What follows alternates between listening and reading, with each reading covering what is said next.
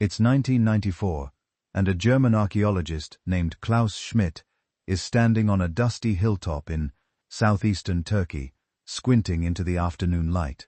The landscape around him is the kind of quiet that gets inside you. Rolling limestone hills, sparse scrub, the distant shimmer of the Harran plain stretching toward the Syrian border. The region around Ufa, one of the oldest continuously inhabited cities on Earth, is full of ancient things. Ruins hiding under fields, pottery shads turning up in plowed soil. The general sense that the ground here has been remembering things for a very long time.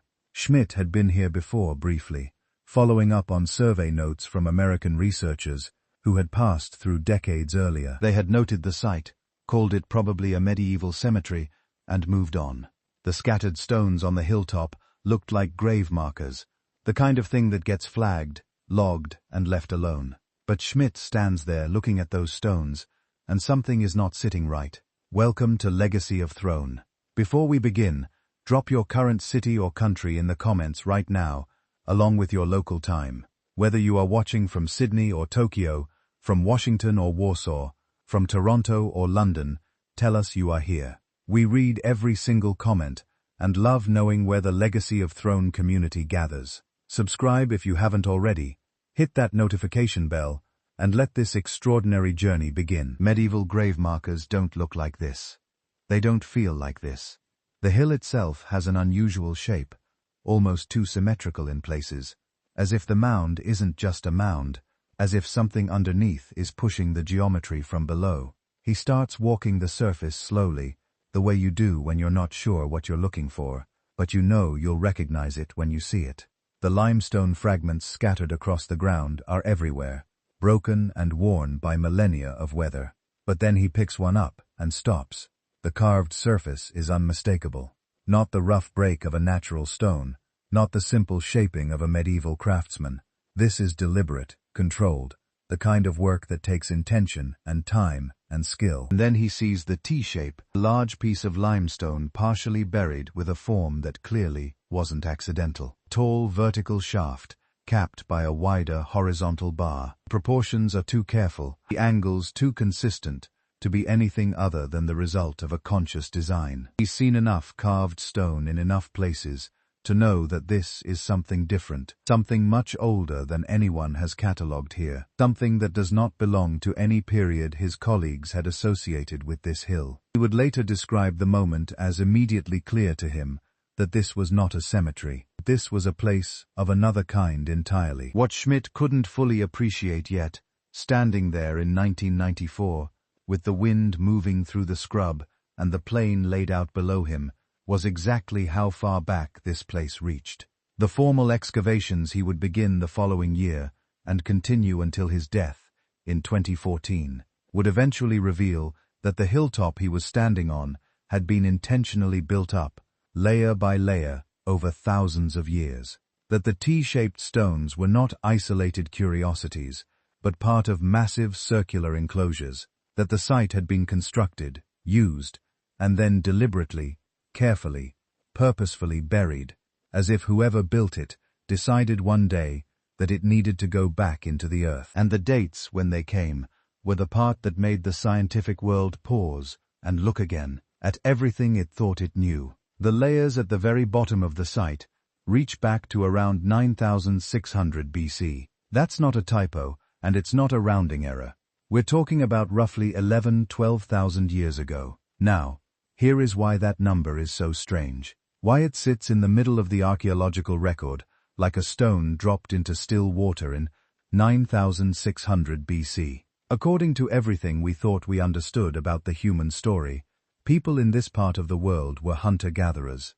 They didn't have pottery. They didn't have writing. There is no evidence that agriculture, the domestication of wheat and barley and goats and cattle, had yet taken hold in the region. The standard model of history, the one most of us learned, goes something like this. First people settle down, then they farm, then they build surpluses, then they develop. Organized religion and monumental architecture, and all the social complexity that comes with it. You need enough people with enough food and enough time to organize a building project at this scale. That's the logic. That's how it's supposed to work. And then you have Göbekli, a hilltop in southeastern Turkey, covered in massive T-shaped pillars weighing up to 50 tons, arranged in careful circles, carved with sophisticated animal reliefs, constructed and maintained over what appears to be centuries, all by people who, on paper, weren't supposed to be capable of it yet.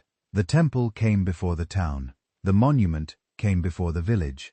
The ritual, or whatever this place represents, apparently came before the recipe. That inversion is what makes Göbekli Tepe one of the most genuinely disorienting discoveries in the history of archaeology. And we're only partway through understanding it. The excavations have so far uncovered a fraction of what ground-penetrating radar suggests lies beneath the surface.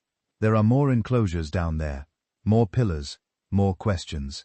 Each layer of soil pulled back reveals not answers so much as better-formed questions, which is honestly the most exciting state for a mystery to be in. If you're lying in bed right now, somewhere quiet, maybe with a dark ceiling above you and the sound of the night outside your window, I want to know where you are and what time it is. Drop it in the comments. Seriously, it's one of my favorite things about these videos that it was 4 o'clock in the morning in Melbourne and 11 at night in Oslo, and someone's drifting off in a S. Paulo apartment all at the same time. Leave a comment. Tell me where you're listening from. And if you want to hear this kind of thing without any interruptions, you can follow the show on Spotify. The link is in the description. No ads, no music underneath it. Just the history, and the dark, and wherever your mind goes when you let it wander. It genuinely helps keep this going. Now, let's go back to that hilltop. Let's go back to what Klaus Schmidt found when the real digging began, and what it meant that the deeper they went, the stranger, and more ancient, and more deliberately constructed everything became. To understand why Göbekli is so unsettling, you have to spend a moment actually inhabiting the world it was built in. Not as an abstract date on a timeline, but as a lived reality. Because 9600 BC is a phrase that moves through the mind very quickly. And if you let it move too quickly, you miss what it actually means.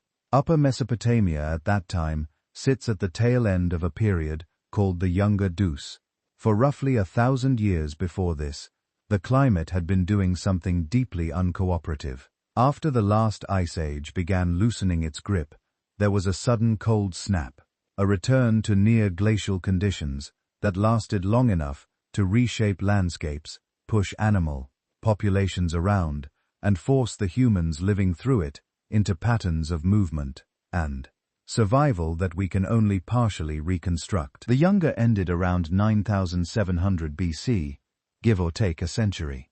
So the people building at Göbekli were living in the immediate aftermath of that shift, in a period when the climate was warming again, when the Fertile Crescent was becoming somewhat more hospitable, when wild grasses and game animals were recovering and spreading across landscapes that had been harsher living just a few generations earlier. Now it would be too simple to say the end of the Younger Deuce caused Göbekli Tepe, and archaeologists are careful not to make that claim. Climate creates conditions. It opens or closes possibilities. It doesn't build things. Whatever was happening on the hilltop was the result of human decisions, human organization, human intention. But the climatic backdrop matters for picturing the world these people actually moved through. It was a world in transition, slowly, unevenly, in ways no one living then could have fully perceived. There was no farming here yet. That's the key fact, and it's worth sitting with. The domestication of Eorn wheat, one of the crops that would eventually anchor agriculture in this region, is thought to have begun somewhere in the Karadag Mountains, which are actually visible from Göbekli on a clear day. But at 9600 BC, that process was still in its earlier stages, or perhaps not yet underway at all, depending on which researchers you read. The wild ancestors of wheat and barley grew across the slopes of the Fertile Crescent. People knew these plants. They harvested them, processed them, depended on them seasonally, but they hadn't yet crossed the threshold into deliberate cultivation, systematic planting, the management of fields across years and generations. That distinction between intensive foraging and true agriculture is a real one. even if the line between them was blurry at the time, and is still debated by specialists now. What pre-agriculture practically means in terms of daily life is that these were people who moved not aimlessly, not chaotically, but in patterns shaped by where the resources were at different times of year. You follow the herds in autumn. You return to certain river valleys when the wild grains ripen. You know exactly which stands of pistachio and almond are worth the walk in early summer. This kind of knowledge accumulated over generations is extraordinarily sophisticated. It encodes seasons, landscapes, plant cycles, animal behavior, water sources, and weather, signs into a living body of understanding that gets passed down and refined and added to over lifetimes. The assumption that these people were somehow operating without complex thought, without planning, without the capacity for organization, is not one that the evidence supports. Their tools were stone. This is what pre-pottery, pre-metallurgical life looks like at the material level. Flint, napped into blades and points and scrapers, bone and wood and plant fiber for everything else.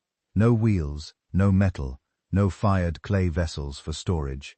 This matters architecturally, because the tools available for carving and shaping the massive limestone pillars at Göbekli were essentially the same tools these people used for everything else. Flint picks and hammerstones, and whatever leverage they could improvise from wood and rope, made from plant fiber. And yet the results, the smoothed surfaces, the controlled animal reliefs, the shaped T-form, standing 4 or 5 meters tall and weighing multiple tons, were produced with exactly that toolkit, which tells you something about patience, about the accumulation of skilled labor over long periods of time, about a level of commitment to a project that goes far beyond what survival strictly requires. There was no writing. This one is easy to state and hard to fully absorb. Nothing that happened at Göbekli was recorded in text. No one wrote down the rules for the ceremonies. No one inscribed the names of the people who carved the stones. Whatever was known about this place, whatever meanings the animal carvings carried, whatever instructions existed for how to use the enclosures, all of it was held in human memory and passed through spoken language and demonstrated practice. That's not a limitation so much as a reminder that human minds were storing and transmitting enormous amounts of complex information long before anyone invented a way to write it down. The oral traditions of pre-iterate societies are not primitive. They are in some ways extraordinary feats of collective memory operating across generations, without any external record to fall back on. The people of 9600 BC in this region were probably organized into groups of somewhere between a few dozen and a few hundred individuals. Bands that came together and separated as conditions required. Kinship networks that stretched across the landscape, connecting communities that might only see each other at certain times of year, at resource-rich locations, or at places that held social and perhaps ritual significance. There is good ethnographic evidence from hunter-gatherer societies studied in the last few centuries that gatherings of this kind, large seasonal aggregations of normally dispersed bands, serve crucial social functions. There, where marriages are arranged, where disputes are settled, where knowledge is exchanged, where stories are told and ceremonies performed. These events require organization. They require someone or some group who understands how to coordinate the logistics of feeding and housing many people for an extended period. They are not simple, which brings us to the expectation that most of us carried probably without even realizing we carried it. The textbook version of the human story has a particular sequence built into it. First agriculture, then surplus, then population growth, then specialization, then the kind of organized social complexity that produces monumental architecture. Temples and pyramids and stone circles come near the end of this sequence, not the beginning. They are supposed to be the products of civilizations already established, already fed, already organized. The logic seems reasonable. Building something like Göbekli requires coordinating large numbers of workers, feeding them while they work, making decisions about design and placement, and sustaining the project across what the evidence suggests was many generations. How do you do any of that without a stable agricultural base? How do you organize that level of collective labor when your subsistence depends on hunting and moving? This is the question the site forces into the open, and the honest answer at this point is that we don't fully know. But the question itself may be revealing a flaw in the model more than a paradox in the evidence. Our categories, agriculture versus foraging, settled versus mobile, civilized versus primitive, are tools we invented after the fact to make sense of a very long and very complicated human story. The people living at the edge of the younger Dryas, didn't we know they were supposed to wait for farming before they built anything significant? They were doing what humans do, which is responding to whatever they understood about the world they lived in, using whatever social and material resources they had, creating meaning and structure in ways that made sense to them. The landscape around the site was rich.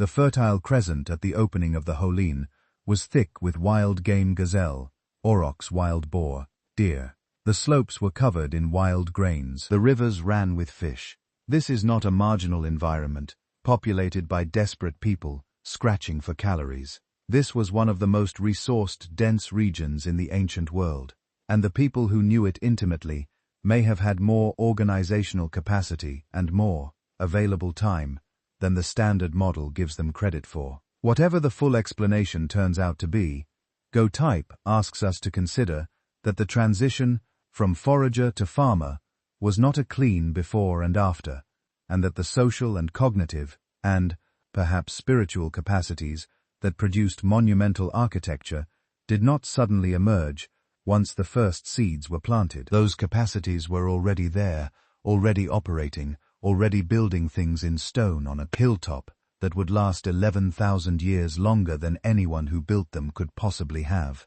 imagined. So, let's go back to the excavations and to what Schmidt and his team found when they started pulling back the surface of that too-symmetrical hill. For a long time, that hill was nothing more than a line on a survey map. Local farmers knew it as a good place to graze animals. Shepherds walked over it. Pottery sherds lay on the surface, the kind you get all over southeastern Turkey from the last few thousand years of settlement and resettlement. In the 1960s, when a joint Turkish-American survey team came through and catalogued the archaeology of the region, they noted the mound, saw the pottery, and did what any reasonable person trained in the expectations of the time would do. They classified it as the eroded remains of some fairly ordinary, fairly late site, maybe a Byzantine outpost, maybe an Iron Age settlement, one mortel among thousands. The misreading wasn't sloppy work, it was model-driven work. When you walk a landscape that has been occupied for 8,000 or 9,000 years of literate history, and you see a rounded mound with bits of later pottery on top, the safe assumption is that you're looking at an artificial hill built up by those later people. That's what a tell is. Layer upon layer of mud brick houses, floors, trash pits, collapsed walls, all accumulating into a soft, rounded rise. If you're expecting Bronze Age or Iron Age material, that's what your eyes are tuned to see. What no one in the 1960s was looking for, because no one really believed it existed, was a monumental stone complex from the 10th millennium BC, hiding inside something that looked so utterly normal. Klaus Schmidt was not the first archaeologist to stand on Göbekli, but he was the first one who refused to be satisfied with the standard label. In the mid-1990s, working on his doctoral research, he was studying early Neolithic sites in the region, places like Neville, where T-shaped pillars with simple carvings had already turned up in proper excavations. When he read the old survey report and saw a note about worked stone and mound, with sherds on that lonely hill, he decided to take a closer look. On the surface, there were hints if you knew what to look for. Pieces of limestone that weren't quite natural. Fragments that showed the edges of relief carving. To most people, they looked like any other scattered stones. To someone who had been staring at pre-pottery Neolithic pillars for years, they looked eerily familiar. So Schmidt did the thing that changes a hill from a guess into a problem. He put in a trench. The first season was cautious, narrow cuts into the slope, careful removal of the plow soil, slow work with tells and brushes. At first it was what you'd expect, loose stones, mixed material, the usual chaos of a disturbed surface. Then, as the trenches deepened, the pattern sharpened. Curving lines of heavy limestone blocks. A wall, but not a domestic one. Not the mud-brick house foundations you'd see in later tells. These stones were different, more deliberate. They formed a circular outline, and inside that outline, the tops of something larger. When the first T-shaped pillar heads emerged from the soil, it was like seeing the roofline of a buried building. Flat horizontal caps, squared edges rising out of the fill. Then the vertical faces began to appear, and with them, the carvings. A fox, a vulture, lines too clean to be natural fractures. All of it in stone that, as far as anyone knew then, should not have been shaped this way until thousands of years later. One pillar could be an anomaly. Two could be a coincidence. But as the seasons went on, and more enclosures were traced, the pattern repeated. Great stone rings, central pillars much larger than the ones in the surrounding circle, all carefully arranged, all deliberately buried under tons of backfill. Very quickly, it became obvious that this was not a medieval ruin, not a Bronze Age sanctuary, not anything that fit comfortably into the known timeline. To place it, archaeologists turned to the quiet work of dating. At Göbekli, you can't date the pillars directly. The limestone itself is millions of years old. What you can date are the organic remains sealed in the deposits around them. Bits of charcoal from ancient fires, fragments of animal bone, traces of plant remains caught between stones. Samples went to radiocarbon labs. The numbers that came back were awkward. Instead of the neat cluster around 2,000 or 3,000 BC that a late mound would give you, dates from the deepest layers were clustering around 9,600 BC, 9,500 BC, sometimes a little earlier, sometimes a little later. There was variation, as there always is with radioarbon, and different labs and different samples have produced slightly different ranges, but the broad picture was unmistakable. These enclosures belong to what archaeologists call the pre-pottery Neolithic A, with some later activity extending into the pre-pottery Neolithic B. Those terms sound technical, but the ideas behind them are simple. Neolithic in this part of the world generally means the period when people are experimenting with or adopting farming and more permanent settlements. Pre-pottery means exactly what it sounds like, a time before the routine use of fired clay vessels. So the pre-pottery Neolithic A, or PNA, roughly spans from about 9,700 to 8,800 BC in this region, depending on the site. It's a time of stone tools, mobile or semi-sedentary communities, the very earliest hints of plant and animal management, and as Göbekli shows, surprisingly ambitious architecture. Pre-pottery Neolithic B, PNB, comes a bit later into the 8th millennium BC, when you start to see more clearly domesticated plants and animals, more permanent houses, more of what we recognize as village life, still without everyday pottery. The shock wasn't just that Göbekli belonged to PPNA and early PPNB, it was that the most monumental, most elaborate parts of the site seemed to come from the earlier phase, before the classic package of agriculture and pottery, and permanent villages was in place. The sequence was backwards from what many textbooks had implied.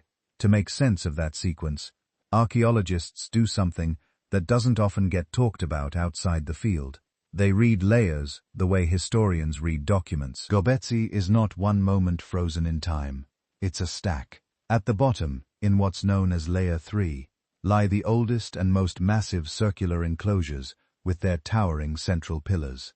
Above them, cutting into and overlapping them, is Layer 2, with smaller, more rectangular rooms and lower pillars, likely from the PPNB.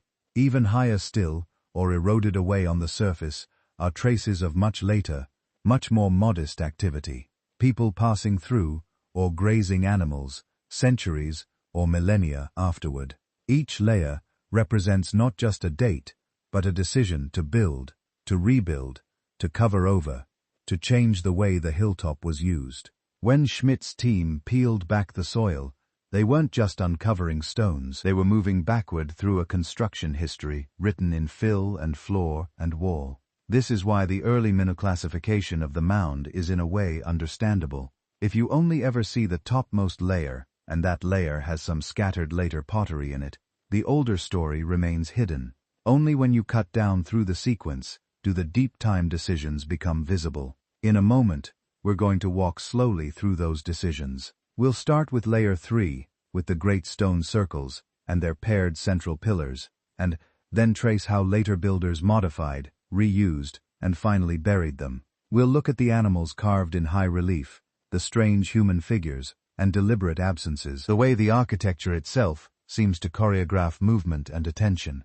All of that is coming, but it begins here, with a hill everyone thought they understood, and the realization, trench by trench, that sometimes the oldest stories lie directly beneath, the ones we've been telling ourselves for years. To get a feel for Göbekli, you have to start at the bottom of that stack. Layer 3 is where the shock lives. This is the oldest architectural phase that archaeologists can confidently trace at the site, broadly dated to around 9,600 to 8,800 BC. The exact numbers wobble a bit, depending on which charcoal fragment you measure, or how you calibrate your radiocarbon curve, but all the reasonable ranges plant it firmly at the very beginning of the Neolithic story in this region, when the Ice Age climate had only just relaxed. When farming was at best a set of experiments carried out in a few lucky valleys, and on top of this bare limestone ridge, people decided to carve circles into stone. Layer 3 is dominated by a handful of large, almost circular, or slightly oval enclosures. Archaeologists label them with letters: Enclosure A, B, C, D. But that's just bookkeeping. On the ground, each one is its own world. Imagine standing in the middle of one of these spaces once all the soil is gone. You're not looking at a pile of ruins. You're inside a plan. Around you, following a curve that's almost, but not quite perfect, runs a perimeter wall made of stacked limestone blocks. Set against that wall, like teeth in a jaw, stand a ring of T-shaped pillars. They're not all the same. Some are taller, some shorter, some more carefully finished than others. Many of them have shallow relief carvings, foxes slipping along the edges, snakes, boars, wild birds. Between the pillars, in the gaps, there are low bench-like features or niches cut into the wall. The circle closes around you, embracing the space. And in the middle, dominating everything, stand two much larger monoliths. These central pillars are the giants of Layer 3. In Enclosure D, the most famous of the excavated rings, they rise over 5 meters tall. Each is a single block of the local limestone quarried from the bedrock just upslope, levered out, dressed and hauled into position. They stand opposite each other across the center of the circle like a pair of gateposts that no one ever meant to walk between. Their broad faces are turned inward toward the space and toward each other. From above, the geometry is clear. Ring of smaller stones, pair of giants in the center, everything aligned on axes that feel deliberate, even if we can't fully decode their meaning. From ground level, what you notice first is the mass. Limestone is heavy, even in small pieces. Here, the central stones in some enclosures weigh 15, perhaps up to 50 tons in the largest examples. They don't look like stones someone happened to find and prop upright. They look like decisions. For a long time, it was tempting to call them posts or slabs, but a closer look changes that the T-shape is not an accident of quarrying. It's a design.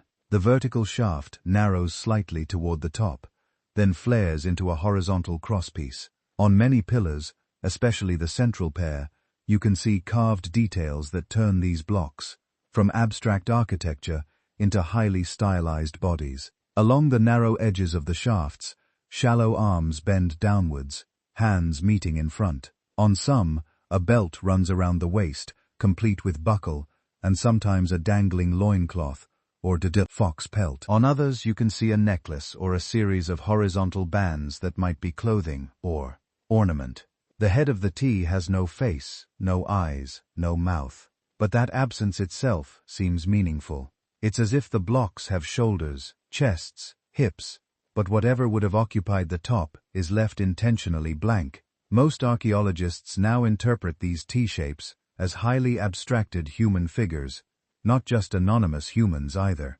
The scale, the central placement, the belts and accessories all suggest that the two tallest pillars in each ring may represent beings of special status, ancestors, spirits, deities. However, the people of 9600 BC might have understood them. The perimeter pillars, smaller but sharing the same basic form, become a crowd, a gathering of presences standing attentively around the center. So Layer 3 is not just architecture, it's a stone congregation. If all of this had been built in a single burst, a few inspired years when a community poured its energy into one hilltop, you might imagine a charismatic leader, a single visionary generation, some extraordinary event. But the evidence on the ground points to something slower, more layered. When archaeologists excavate the floors and fills of these enclosures, they find signs that construction and use were not one-off moments.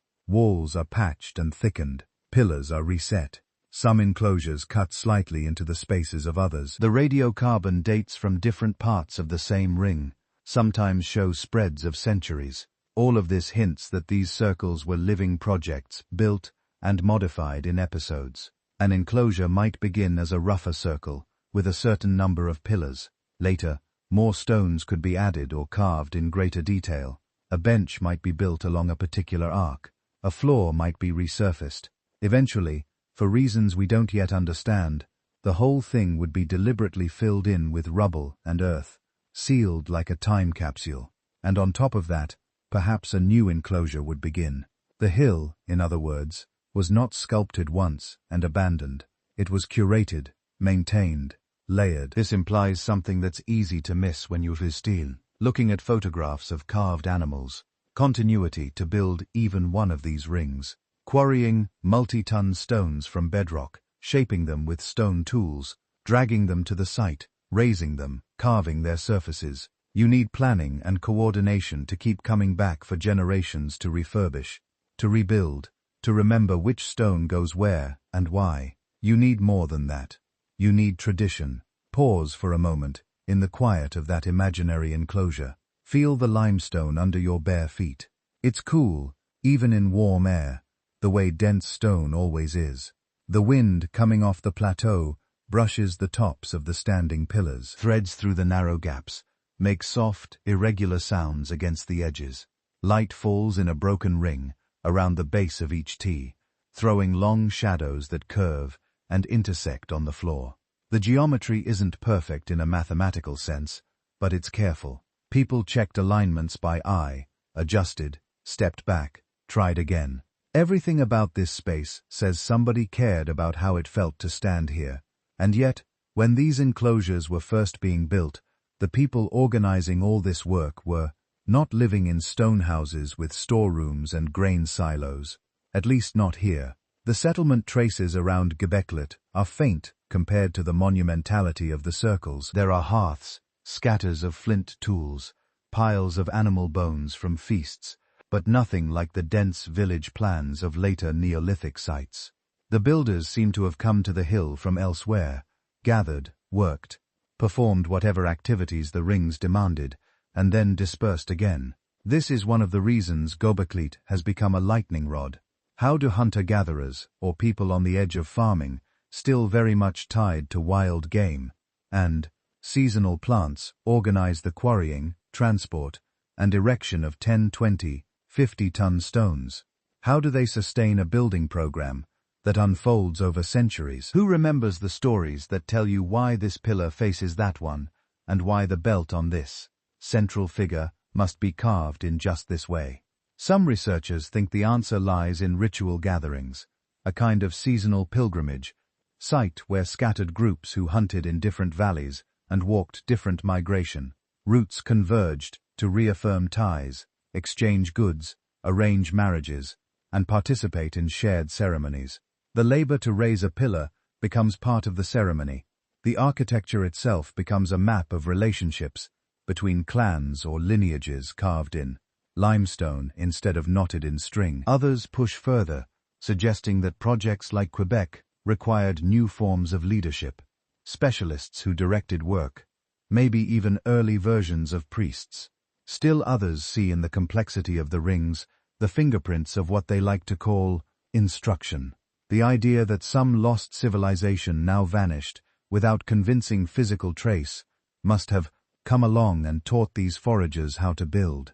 The problem with that last idea is not that it's inherently impossible, but that it isn't necessary. When you look across the archaeological record, you see that humans, even in very small mobile groups, are perfectly capable of organizing large communal projects when the social incentives are strong enough. Earthworks, stone rows, song lines, elaborate wooden structures in places where stone is scarce. We don't have to import a forgotten global culture to explain why people on a limestone ridge in southeastern Turkey at the end of the last ice age decided to make circles of stone. What Layer 3 demands we explain is something both more modest and more profound. Not a single moment of genius, but a commitment. The willingness of dozens, perhaps hundreds of people across many lifetimes to keep investing in one hill, to keep walking back up that slope generation after generation, bringing stone and food and stories, to build and rebuild rings whose meanings we can only glimpse from the surviving carvings. Someone had to remember when to return. Someone had to decide which enclosure would be renewed and which would be filled in and closed. Someone had to teach the children which pillar represented which being, and why the arms are always carved along the narrow edge, and what it meant that the heads are left blank. So when we talk about Layer 3 and its great circles, we're not just talking about architecture, we're talking about social memory. As we move deeper into the site, into the central pair of pillars, into the animals that crowd along their flanks, into the strange, almost human figures that appear and disappear in the carvings. Keep that in mind. Behind every fox and vulture cut into limestone lies a network of people who agreed over and over again that this place mattered enough to shape. In a bit, we'll look more closely at that central pair and at what their silent, faceless bodies might be trying to say about the people who raised them.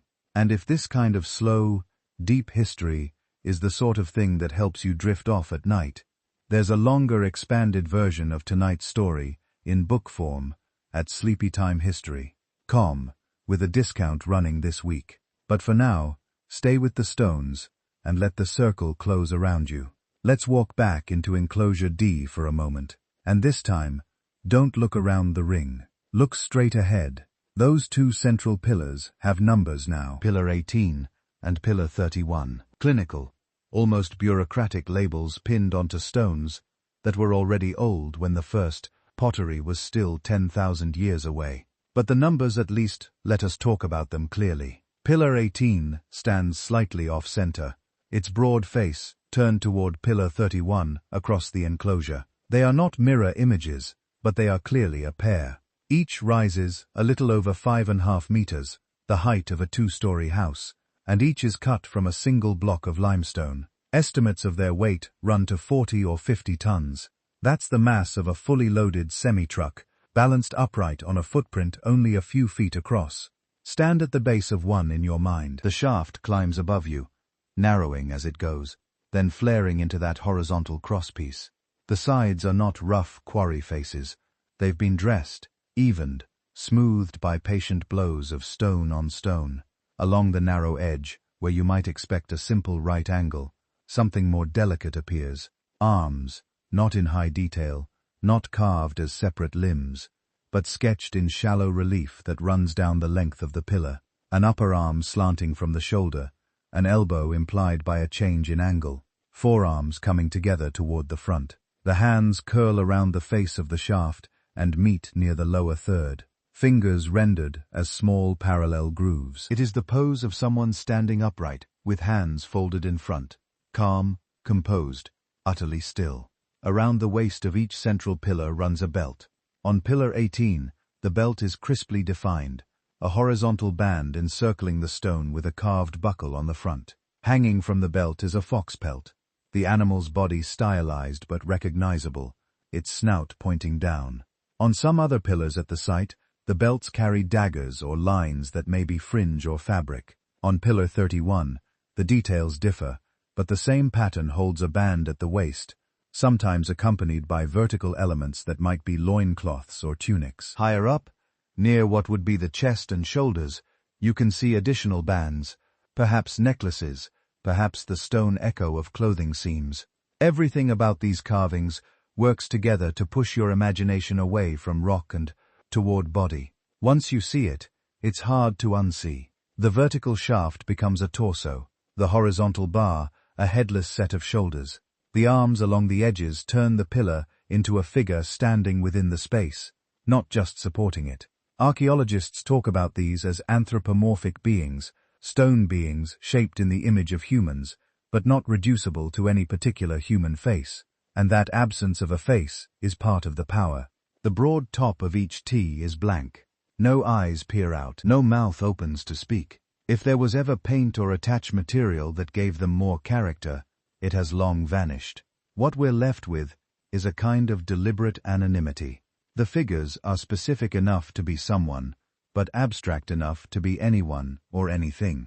Your tradition tells you they are ancestors, spirits, clan founders, mythic animals walking upright, deities, with no direct equivalent in any later pantheon. We don't know. The stones refuse to say.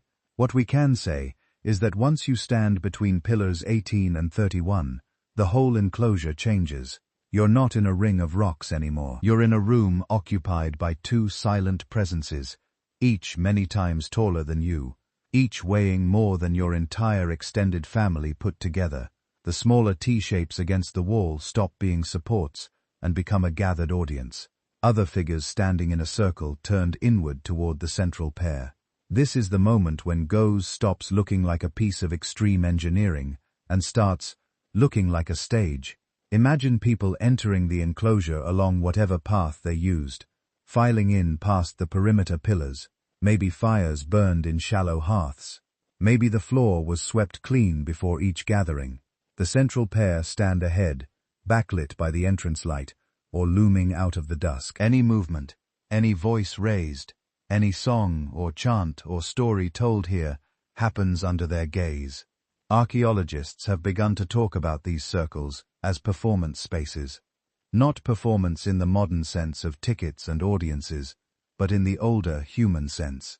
Recitations of origin stories, enactments of seasonal rituals, laments for the dead, celebrations of a successful hunt or a new alliance. The acoustics of a stone ring with high central figures would focus sound inward. Words spoken at the center could carry to everyone along the edge. Gestures made in front of the central pillars would be visible to all. If you think of pillars 18 and 31 as efficients or as the embodied memory of the group, the design starts to make a different kind of sense. Perhaps certain people stood at their feet to speak for the ancestors. Perhaps processions circle the enclosure, stopping before each smaller pillar in turn, reciting names or totems associated with it before finally facing the central pair. Perhaps children were brought here to be introduced to the spirits of the hill, their names spoken aloud while hands brushed the carved belts and fox pelts.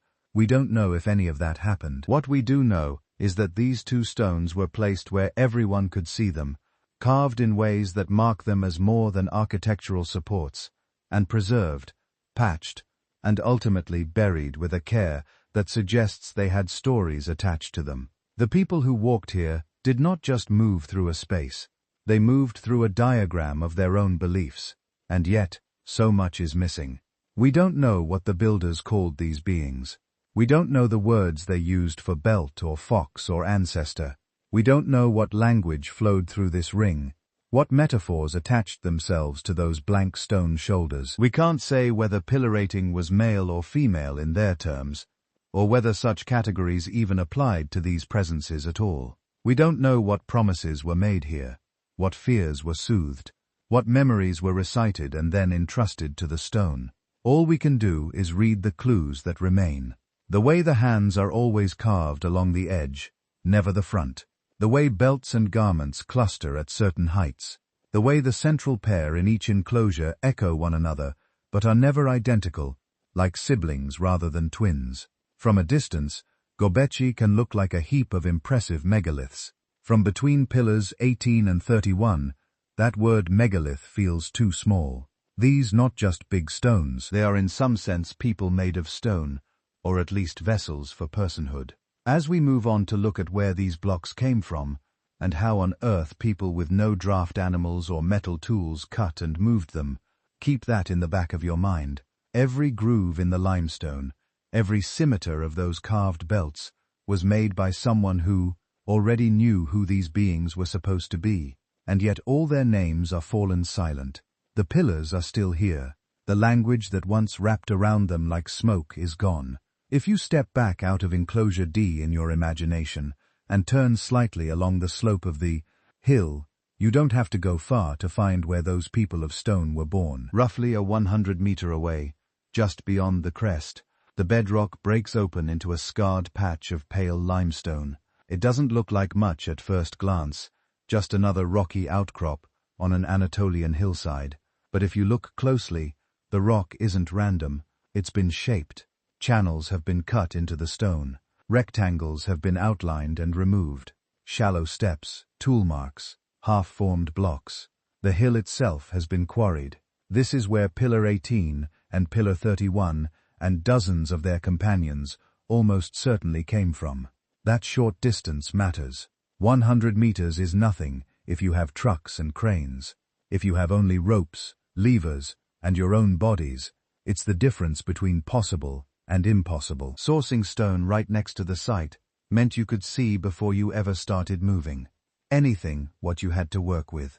You could test a block, read the grain, abandon a flawed piece, and start another without having already dragged it for miles. It also tells us something crucial. These pillars were not mysterious imports from a vanished civilization far away. The evidence for their origin is right here, cut into the same hill they stand on. Limestone, thankfully for the builders, is a forgiving rock. It's comparatively soft, especially when freshly exposed. With hard stone hammers, basalt, for example, you can bruise it, chip it, and gradually persuade it into the shapes you want. No copper chisels, no iron saws, just stone on stone. Thousands upon thousands of controlled impacts. Archaeologists think the process went in stages. First came selection. Someone with experience would walk the exposed bedrock, looking for large, clean slabs, few cracks, no big inclusions, a thickness and length that could yield a future pillar. They weren't just grabbing whatever rock was handy. They were reading the hill. Then came outlining. Workers would peck a groove along the intended edges of the block, tracing the eventual profile, like drawing the outline of a figure before coloring it in. Blow by blow, the groove deepened into a trench. At some point, that outline stops being just a rectangle and starts to look suggestively like a capital T. The crossbar of the future pillar had to be there from the start, part of a single continuous stone. So the quarrymen had to imagine, right there in the bedrock, not only the long vertical shaft, but also the horizontal shoulders spreading out at the top. They cut channels around that entire shape, isolating it from the surrounding mass. The next step was undercutting, freeing the stone from below. This is harder to reconstruct in detail, but by working from the sides, expanding the trenches, and exploiting natural bedding planes, they could eventually pry the block loose, perhaps using wooden wedges soaked with water to widen cracks. We know they didn't always finish the job. At Göbekli Tepe's quarry, there is an unfinished giant, a pillar roughly the size of the central pair, about 50 tons by modern estimates, still attached to the living rock. Its outline is almost complete. The T-shape is unmistakable. You can trace its edges, walk along its length, and then at one end, watch it blur back into untouched bedrock. Something stopped the work here. Maybe the stone cracked as they undercut it. Maybe a flaw appeared, an inclusion, a line of weakness that made it unsafe to raise. Maybe they simply decided it was too ambitious, that slightly smaller monoliths were more practical. Whatever the reason, this half-born pillar is a frozen moment in prehistory, the quarry equivalent of a brushstroke left unfinished. It also gives us a rare time slice of the process. You can see the stages, the rough outline, the beginning of smoothing, the places where the surface is still crude, and the stretches where someone has already started to dress the stone, taking down high points, erasing the raw bruises of extraction. Once a block was freed from the bedrock, the work didn't stop. In a way, it only became more delicate. A pillar that long and that heavy is also vulnerable. A single uncontrolled impact can create a hairline fracture that might not show itself until you try to stand the stone upright. So, the shaping and smoothing had to be done with a blend of force and restraint. They would have rotated the block, or at least worked around its exposed faces, knocking off bulges, straightening edges, gradually turning a quarried mass into a consistent geometric form. The corners of the shaft are surprisingly true. The faces are broad and planar. Before you can carve fox pelts and belts into a surface, you have to create that surface. This implies planning. The relief carvings at GBCI tip are not improvisations slapped onto whatever rock happened to be available.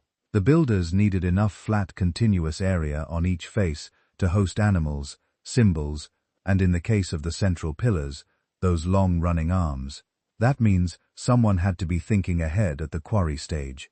This face will be the front. This edge will carry the hands. This band around the middle will be where the belt goes. Every decision at the quarry ripples forward into the enclosure. The proximity of the quarry to the circles and the matching tool marks between worked bedrock and finished pillars make one thing clear. This was local work. The same hillside that holds the enclosures also provided their bones. There is no need to imagine colossal stones dragged from distant mountains or flown in by lost technologies. The evidence of extraction, shaping, and abandonment is literally carved into the ground. Which brings us back to the people holding those hammerstones. To read the quarry is to realize how much skill was involved. You don't learn to free a 50-ton block from bedrock on your first try. You don't get clean T-shapes by accident. There must have been specialists here. Individuals who knew what a good block looked like, how far you could push a fracture line, where to deepen a groove, and where to leave supporting stone in place until the last possible moment. That kind of expertise doesn't appear overnight. It takes practice, and practice takes time. Time for older workers to show younger ones how to swing a hammerstone so it cuts instead of just smearing the surface. Time to learn which parts of the limestone ring when struck and which thud with hidden weakness. Time to pass on rules of thumb. Never cut here. Always leave a bridge of stone there. Always test the sound before you pry. In other words, this quarry is not just a place where rocks were cut. It's a classroom, an apprenticeship ground, a record of invisible years spent turning raw human effort into reliable technique. If you'd like to go deeper into how ancient sites like this were actually built and lived in, there's a book at sleepytimehistory.com that unpacks the stories behind several early monuments, including GOBEKLI. It's on discount this week if you're curious to explore more quietly on your own time. For now, hold on to this image. A small group of people on a limestone shelf 100 meters from the enclosures. Their days measured in the rhythm of hammerstones and the slow appearance of a T-shape out of the hill. No metal, no beasts of burden, just knowledge, coordination, and an enormous amount of patience. When we ask how they later moved a 50-ton stone, we're really asking about that same combination of skill and time. The quarry shows us that both were already in place long before any pillar ever stood upright. Walk back down in your mind from the quarry to those sunken circles. You duck again into Enclosure D, into the cool of the pit, and let your eyes run over the pillars. At first it's just stone and shadow. Then, as your attention settles, the animals start to appear.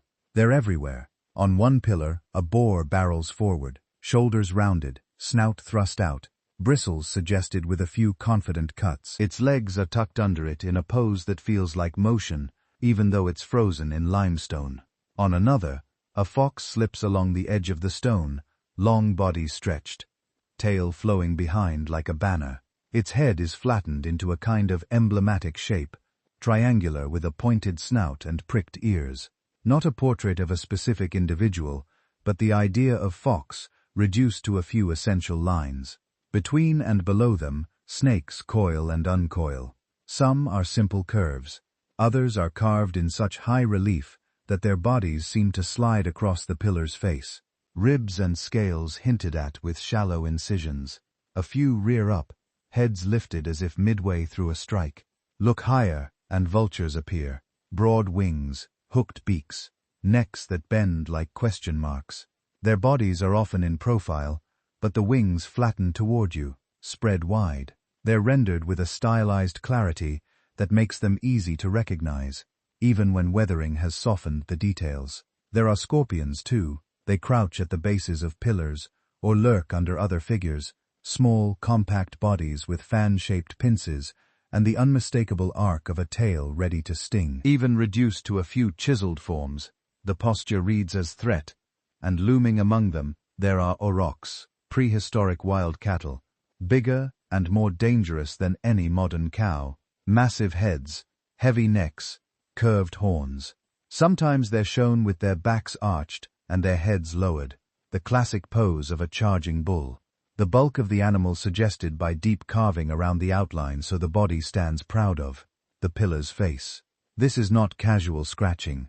Technically, most of these carvings are done in high relief. The figures are not merely drawn on the surface. The stone around them has been cut back so that the animals stand out, casting their own shadows. To achieve that in limestone, you don't just trace a line. You commit to an entire zone of the pillar, carving down and around the shapes you want to keep. The style is strikingly confident. Lines are sure, curves are smooth, proportions are consistent from pillar to pillar. Foxes look like the same kind of fox. Boars look like the same kind of boar. The vultures have a shared design language, as if the carvers were trained in a particular way of representing them. And this is important. The motifs repeat.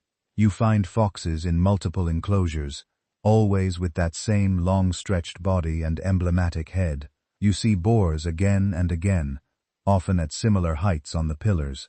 Snakes recur sometimes alone, sometimes threading between other animals. Vultures turn up not just once, but as a kind of signature presence in these circles. When archaeologists mapped the imagery, a pattern emerged. Danger dominates. Predators and threatening creatures, foxes, snakes, scorpions, boars that can gore, or that can trample, vastly outweigh obvious prey animals. There are gazelles and other gentler shapes here and there, but they do not set the tone. The emotional temperature of these carvings is not calm pastoral life. It's edge of the hunt, edge of the cliff. Why? We don't know. And at a site this old, we need to sit with that uncertainty. Still, it's hard not to wonder what role these creatures played in the minds of the people who carved them. One possibility is protection. In many later cultures, dangerous animals are carved not because people like looking at them, but because they matter spiritually. Put a threatening creature on the boundary of a sacred space, and it becomes a kind of guardian. The thing you fear is turned outward, watching the threshold.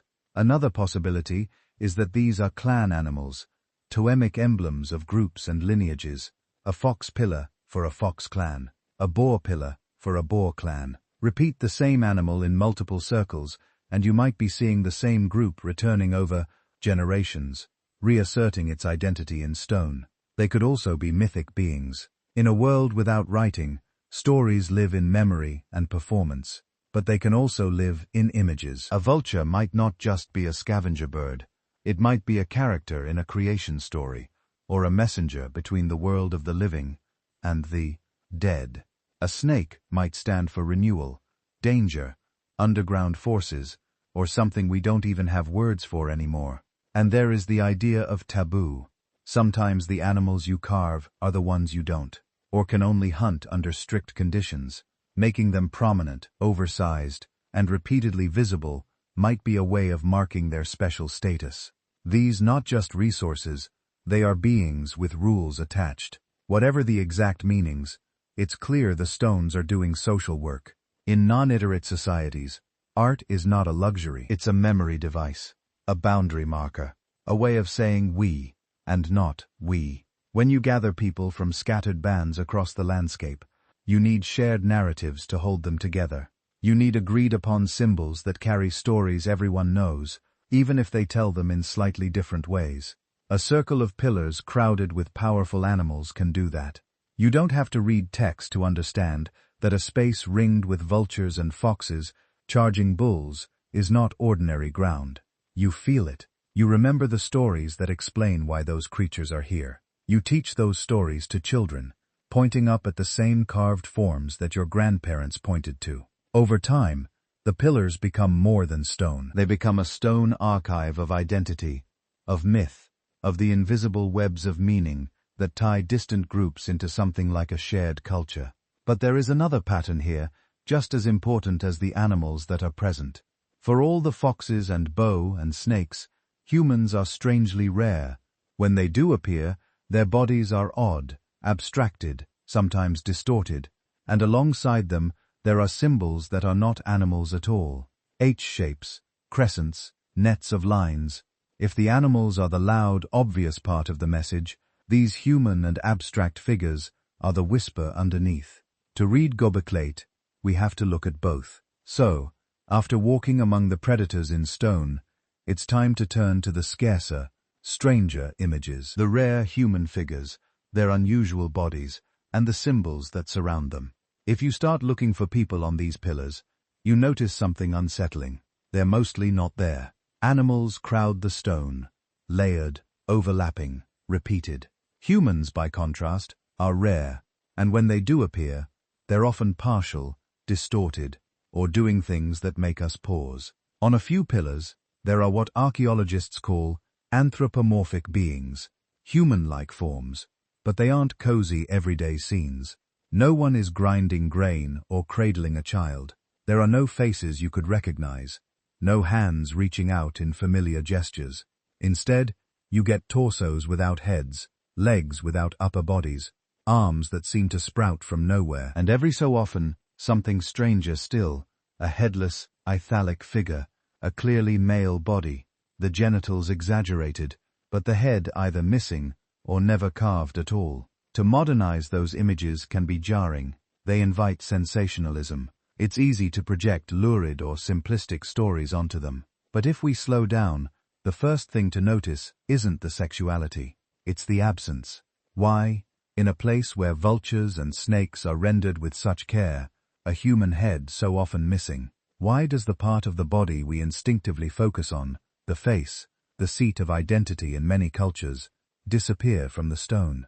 One line of thought widely discussed, but still debated, connects these images to mortuary practice. In later Neolithic sites across the Near East, we see a pattern. People bury their dead under house floors. Then after some time, they reopen the graves, remove the skulls and treat them separately, plaster them, paint them, even model faces over the bone.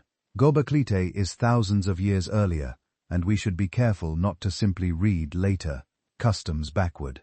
But we do know that human bones at the site show cut marks consistent with defleeing. We know skull fragments were found in contexts that suggest they may have been curated or displayed. And here, in the imagery, we see headless bodies frozen in stone. It is at least plausible that headlessness meant something specific to the people who carved these pillars. Perhaps the removal of the head was part of a transition from ordinary person to ancestor. Perhaps the head, once taken, belonged to another realm of ritual we can no longer see. The ethalic aspect may tie into this, rather than being a separate theme. In many later traditions, heightened sexuality and death belong together in myth and ritual. Fertility, danger, the crossing of thresholds. A headless, aroused male figure might not be about sex in a modern sense at all. It could signal potency, redirected life force, turned toward the ancestors, or toward some other, worldly transformation. Or alternatively, it could be part of an initiation narrative. There is a long ethnographic record of societies using provocative, shocking, or taboo-breaking imagery in rites of passage, especially those that separate children from adults. If Göbekli was a place where young people were brought into new social roles, confronting ambiguous, unsettling images of the human body could have been part of that process, a symbolic taking of the head to mark the leaving behind of childhood. These are possibilities, not certainties. The truth is, we don't know exactly what those headless ethalic figures meant. What we can say is that they were prominent enough and repeated enough to be part of the site's an iconographic vocabulary. They mattered. Around and between those rare human forms, another layer of imagery appears: abstract signs. One of the most persistent of these is the so-called H symbol, two parallel vertical lines crossed by one or more short horizontals. Sometimes the horizontals are centered, making a perfect capital H. Sometimes they sit higher or lower, or there are multiple bars, turning the sign into a kind of ladder or gate. These H shapes recur across multiple pillars and enclosures. They appear near animals, near human-like figures, sometimes on their own. They are not random scratches. They are deliberate marks, carved with the same confident hand that gave us the foxes and vultures. What do they mean here? Again, interpretation is speculative. Some researchers have suggested they might represent a stylized human form, two legs with a connecting torso. Others think they could be schematic huts or enclosures viewed from above. A few have proposed more abstract possibilities, a symbol for connection, for between, for the joining of two realms. And of course there are more imaginative readings, claims that the H stands for constellations, or for some lost script, or for visitors from elsewhere. Those ideas tend to outrun the evidence. From a cautious perspective, we can at least say this. At a site that seems to function as a gathering point for scattered groups, a sign built from two uprights, and a connector, might speak of boundaries joined, separations bridged. It might mark passages, agreements, or shared spaces. It might trace in bare geometry some of the same social work the circles themselves are doing in stone. The H symbols are not alone. There are crescents, stacked lines, ladder-like patterns, and dense meshes of crossing grooves that look almost like nets. On some pillars, these geometric motifs interact with animals or human forms, framing them or cutting across them as if they belong to the same story. One interpretive frame sees these abstract patterns as parts of a ritual narrative. The animals, the rare humans, the headless bodies, the H signs and nets. They could be episodes or elements in mythic cycles, retold during ceremonies. When people gathered here, elders might have moved from pillar to pillar, tracing lines in the air, telling how the Fox clan crossed the boundary, how the Vulture took the head, how the first ancestors passed through the gate into a different world. Another frame emphasizes social boundaries. A circle of pillars is a physical enclosure. The images on those pillars could be a map of who belongs inside under what conditions. Certain animals standing for particular lineages, certain abstract signs marking alliances or prohibitions, human figures signaling the status of those who've been initiated versus those who have not. And then there is more symbolism. If GOBEKLI was used even occasionally for rituals around the dead, the imagery might encode beliefs about what happens at death, the removal of the head, the role of vultures as cleaners of the bones, the crossing of thresholds marked by H-gates or net-like veils. The abstract signs could be as much about invisible journeys as about visible social rules. But for all these possibilities, there are strict limits to what iconography alone can tell us. A carved vulture does not automatically mean a sky god.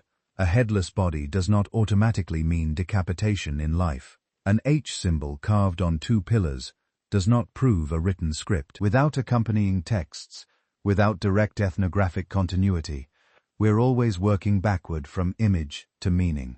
And that path is narrow. Archaeologists try to constrain their interpretations by looking for patterns. Which images appear together, at what heights, in what parts of enclosures, in association with which bones or artifacts. They compare Göbekli to slightly later sites to see how motifs evolve. They test ideas against the distribution of finds, against microscopic wear on stone, against residues and radiocarbon dates. Even then, most conclusions are framed in careful language may indicate, is consistent with, could suggest. The temptation is always to tell a smooth story. The reality is a cloud of probabilities. So, as you imagine these rare human figures, headless bodies, rigid torsos, exaggerated genitals, standing among crowds of predators and guardians, it's worth holding two thoughts at once. First, this was not random decoration. These choices meant something deep to the people who made them, something tied to their rituals, their social bonds, their ideas of life and death. Second, we may never know exactly what that meaning was. We can approach it, sketch the outlines of possible stories, but the precise lines of the narrative are gone.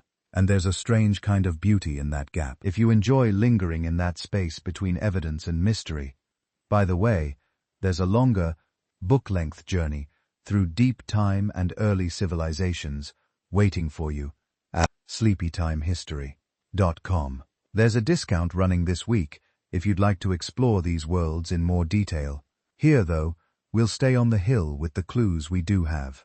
Because among all the human and abstract images, one pillar in particular has drawn more attention than any other. Its surface is crowded with animals and symbols arranged in bands from top to bottom, as if it's telling a compressed vertical story. Some see on it the sky itself, written in a stone. That pillar is number 43, and stepping closer to it takes us into one of the most heated debates about Göbekli Tepe. Whether these people were just carving what they saw around them, or whether they were already watching the stars. Pillar 43 stands toward the edge of one of the main enclosures, but once you notice it, it's hard to look anywhere else. Archaeologists often call it the vulture stone, not because there's only one bird on it, but because a particular vulture dominates the composition, wings spread, legs outstretched, as if hovering or descending. Around it, and stacked above and below it, is a dense cascade of other figures. If you could run your fingers gently down the stone, you'd pass through several horizontal bands of imagery. At the top, there's a kind of box or rectangular symbol, sometimes described as a belt or an abstract object. Below that, a row of animals, a crane-like bird, that big vulture, a scorpion, with its tail curved up, smaller shapes that look like a quadruped, perhaps a dog or a fox. Further down, there's another vulture, this one, with its wings raised and its body angled, and beside it, something that looks at least a modern eyes, like a human form. The body is small, simplified, with no detailed head.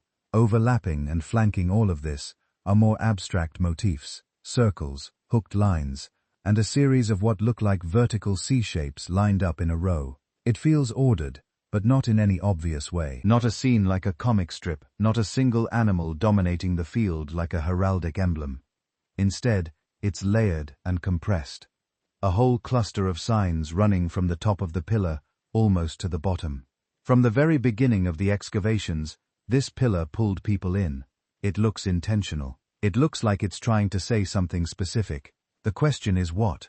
One family of interpretations which has become very popular in books and documentaries suggests that Pillar 43 is not just a collection of animals, but a kind of story or calendar. According to this view, the animals are not only creatures from the local landscape, they're also stand-ins for constellations. We know that many later cultures mapped animals onto the night sky. The Greeks gave Asclepius the scorpion and Aquae the eagle. In Mesopotamia and beyond, birds and quadrupeds and hybrid beings marched across the heavens in stories and star lists. If you already have that pattern in mind, it's tempting to look at the combination of a large vulture-like bird, a scorpion, other recognizable animals on Pillar 43, and think this is a sky map. In 2017, two researchers, Martin Swatman and Demetrius Tritsis, pushed that idea much further. They argued that the animals on Pillar 43 can be systematically matched to specific constellations as they would have appeared around 10,950 BC. In their reading, the central vulture corresponds to Sagittarius, the scorpion corresponds to Scorpius, and the arrangement of figures encodes the position of the sky at a particular moment in time. That moment in their argument is not random. They link it to the onset of the younger Dryas, the abrupt cooling event that began roughly 12,900 years ago, long before Göbekli was built, but still within the memory of deep tradition. Swetman and Secretis suggest that the pillar records in symbolic form a comet impact associated with that climate shift, a sort of cosmic disaster tale carved into stone thousands of years after the fact. In their model, the top box symbol might even represent a shattered object in the sky, or a marker for the position of the sun at the time of the impact. The human-like figure near the vulture becomes not just a person, but a victim. The whole pillar becomes an encoded warning or memorial, a story of fire from the sky, preserved as a timeless sky chart. It's a bold and dramatic proposal. It also sits on the edge between hypothesis and speculation, and most specialists in Near Eastern prehistory treat it with considerable caution. There are a few reasons for that. First, the basic step from animal on a pillar to constellation in the sky is not trivial. Yes, many societies have seen patterns among the stars. Yes, some have projected familiar animals upward. But the exact mapping, this bird to that cluster of stars, this scorpion to that one, is culturally specific. We can't assume that what looks to us like scorpions would have meant scorpion to people at Göbekli Tepe. We're importing much later star lore backward in time. Second, the matching process itself can be very forgiving. If you start with a desired date and a target event, the younger does and go hunting for constellations that fit a pre-chosen narrative. It becomes easy to slide into pattern matching. You adjust which animal corresponds to which constellation, rotate things a bit, stretch the time window, and eventually, you get a configuration that seems to line up. From a statistical standpoint, that's dangerous. Almost any moderately complex set of symbols can be retrofitted to some arrangement of stars, if you're allowed to choose your mapping after the fact. Archaeologists refer to this as the risk of over-interpretation, seeing coherent codes where there may just be overlapping motifs. Third, there's the problem of context and dating. Pillar 43 belongs to one particular enclosure. It was set up, used, and eventually buried within a certain phase of the site's life, around 9600 BC, give or take a few centuries. The younger Deuce onset is more than 3000 years earlier. It's not impossible for oral traditions to preserve memories real or mythologized across that span. But it does add another step of assumption. Not only were they mapping the sky, they were preserving a highly specific date from long before. And so far, Pillar 43 is relatively unique in its dense banded composition. If Göbekli were full of similar date stones clearly key to sky events, that would strengthen the astronomical case. Instead, we have one visually striking outlier and a handful of other pillars that might or might not echo its themes. That doesn't mean the people here ignored the sky. There's a growing curiosity in both academic and popular circles about the younger Dryas, climate swings, and the possibility that ancient peoples responded to dramatic, environmental events with rituals and stories. It would be surprising if a community this organized, this symbolically rich, never looked up, never wove stars into their myth world. But at present, the specific claim that Pillar 43 encodes a precise date for a comet impact remains debated. It's a hypothesis, not a settled conclusion. There are alternative readings. Some scholars see the vulture and the scorpion and the abstract signs as part of a terrestrial, ritual sequence, perhaps related to death and excarnation, perhaps to territorial spirits or clan emblems. In that view, the bands might separate different layers of a mythic landscape, sky above, earth in the middle, underworld below, without requiring exact astronomical correspondences. Others emphasize continuity with later Near Eastern iconography, where vultures often appear, in connection with warfare, kingship, or the handling of the dead. The small human-like figure near the vulture on Pillar 43, in this frame, could be a soul, an initiate, or a symbolic victim being transported, not a person literally falling from the heavens. Still others focus less on decoding and more on structure. They note that Pillar 43 faces inward toward the circle, that its images are placed at heights corresponding to where human eyes and hands would naturally fall, and that similar animals recur across other pillars in the same enclosure. From this angle, the pillar might be part of a choreographed performance space. Its meaning would be activated by movement and speech, by stories we no longer have, rather than by a fixed star chart. Where does that leave us? With something both solid and elusive. The carvings are real. The vulture, the scorpion, the stacked bands of symbols. They're not accidents. They took time, skill, and intent. Pillar 43 clearly meant something powerful to the people who gathered around it. Powerful enough to justify the effort of hauling and shaping that stone. Powerful enough to stand at the heart of their ritual architecture. Whether that power came from remembered disaster in the sky, from journeys of the soul, from clan histories, or from stories that don't fit neatly into any of our categories, we can't yet say. What we can do is treat the stone with the same kind of respect its makers did, paying attention to its details, acknowledging the pull it exerts on our imaginations, and being honest about where interpretation shades into guesswork. And as we step away from Pillar 43, that honesty will matter even more, because just a few meters away, another stone is waiting, covered not in birds and scorpions, but in something that looks uncannily like a net filled with snakes. Pillar 33 stands a little more quietly than the Vulture stone, but when you get close, it's overwhelming in a different way. Instead of a few large, dominating figures, its surface is crowded, almost claustrophobic. The central motif that archaeologists keep coming back to is a dense field of snakes, their bodies overlapping and crossing in such a way that people often describe it as a net or a lattice, woven entirely out of serpents. The snakes aren't coiled in circles or striking dramatically with open jaws.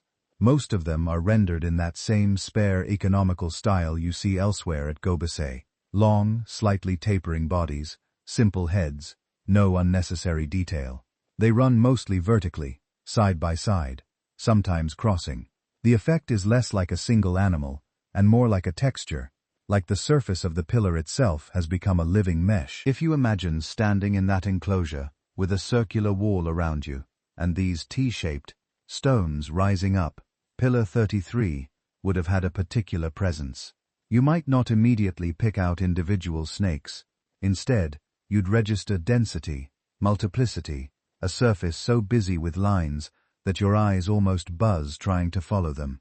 Snakes show up all over Quebec. They're carved on other pillars, on small stone pleats, even occasionally on the walls. They're one of the most frequently repeated animals on the site.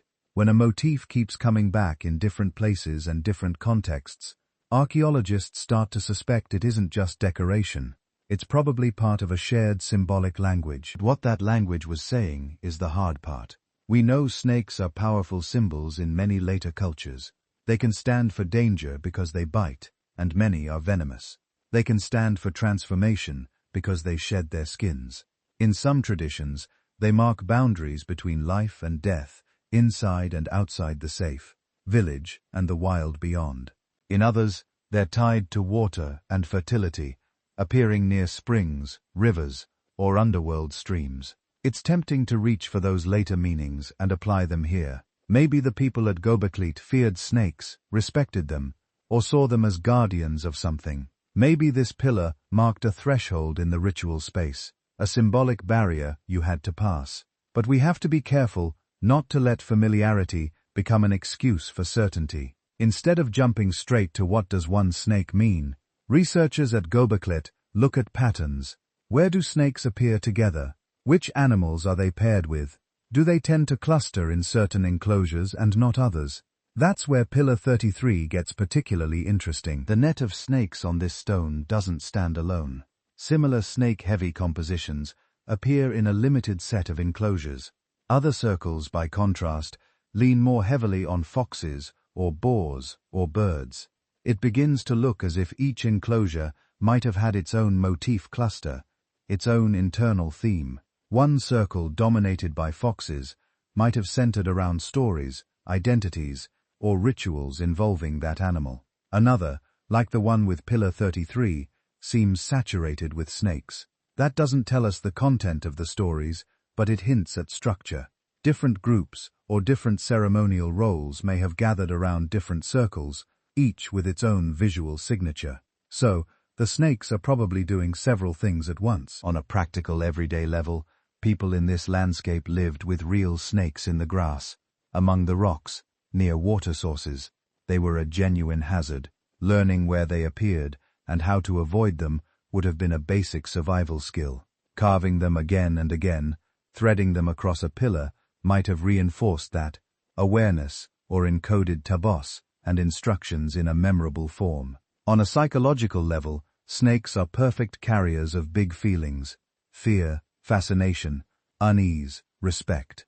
They move silently. They appear and vanish. They blur the line between above and below, surface and hidden. If you're trying to give shape to forces that feel dangerous but also necessary, rain, fertility, the turning of seasons, the unseen world of spirits, snakes are ready-made symbols. Some scholars have suggested that in this region, where seasonal rains can transform a dry valley overnight, snakes might have been linked to water, emerging from holes and cracks when the soil softens, appearing near fresh pools. Others have pointed to their boundary-crossing nature and wondered if they mark transitions in ritual, the moment when you left ordinary space and entered the charged interior of the circle. These are possibilities, not proven readings. We don't have inscriptions. We don't have myths written down in a language we can decode. All we have are stones, bones, soil, and the patterns that emerge when you look at them carefully. So, interpretations get tested not by asking, does this idea sound poetic, but by asking, does it fit the wider context? If snakes are about water, do they tend to occur near features that might involve liquids, basins, channels, particular floor installations? If they're guardians of thresholds, do they cluster on pillars, near entrances, or lineal points? If different enclosures have different animal themes, do other aspects of those circles, offerings, architectural tweaks, wear patterns, on the floor line up with that division? Sometimes the answer is yes. Sometimes it's a frustrating maybe. Sometimes a neat theory falls apart as soon as more data comes in from the next season of excavation. Still, even in our uncertainty, Pillar 33 tells us something undeniable. Whoever carved it was willing to invest an enormous amount of time and focus into covering that surface with snakes. Whoever organized the work here decided that this dense, almost suffocating mesh of serpents was worth the effort of cutting, moving, and erecting a massive limestone monolith, then carefully incising it with tool blows that not add up to a pattern you can feel with your fingertips. If the vulture stone invites us to think about the sky, Pillar 33 pulls us back down to the ground, to the crawling, writhing, dangerous life at our feet, and to the invisible webs of meaning that a community can spin around a single class of animal. And when you step back and look at it in the broader sweep of the site, one thing becomes harder and harder to ignore. None of this, neither the imagery nor the stones themselves, would exist without a staggering amount of labor. Carving dozens of snakes into a pillar is one kind of commitment.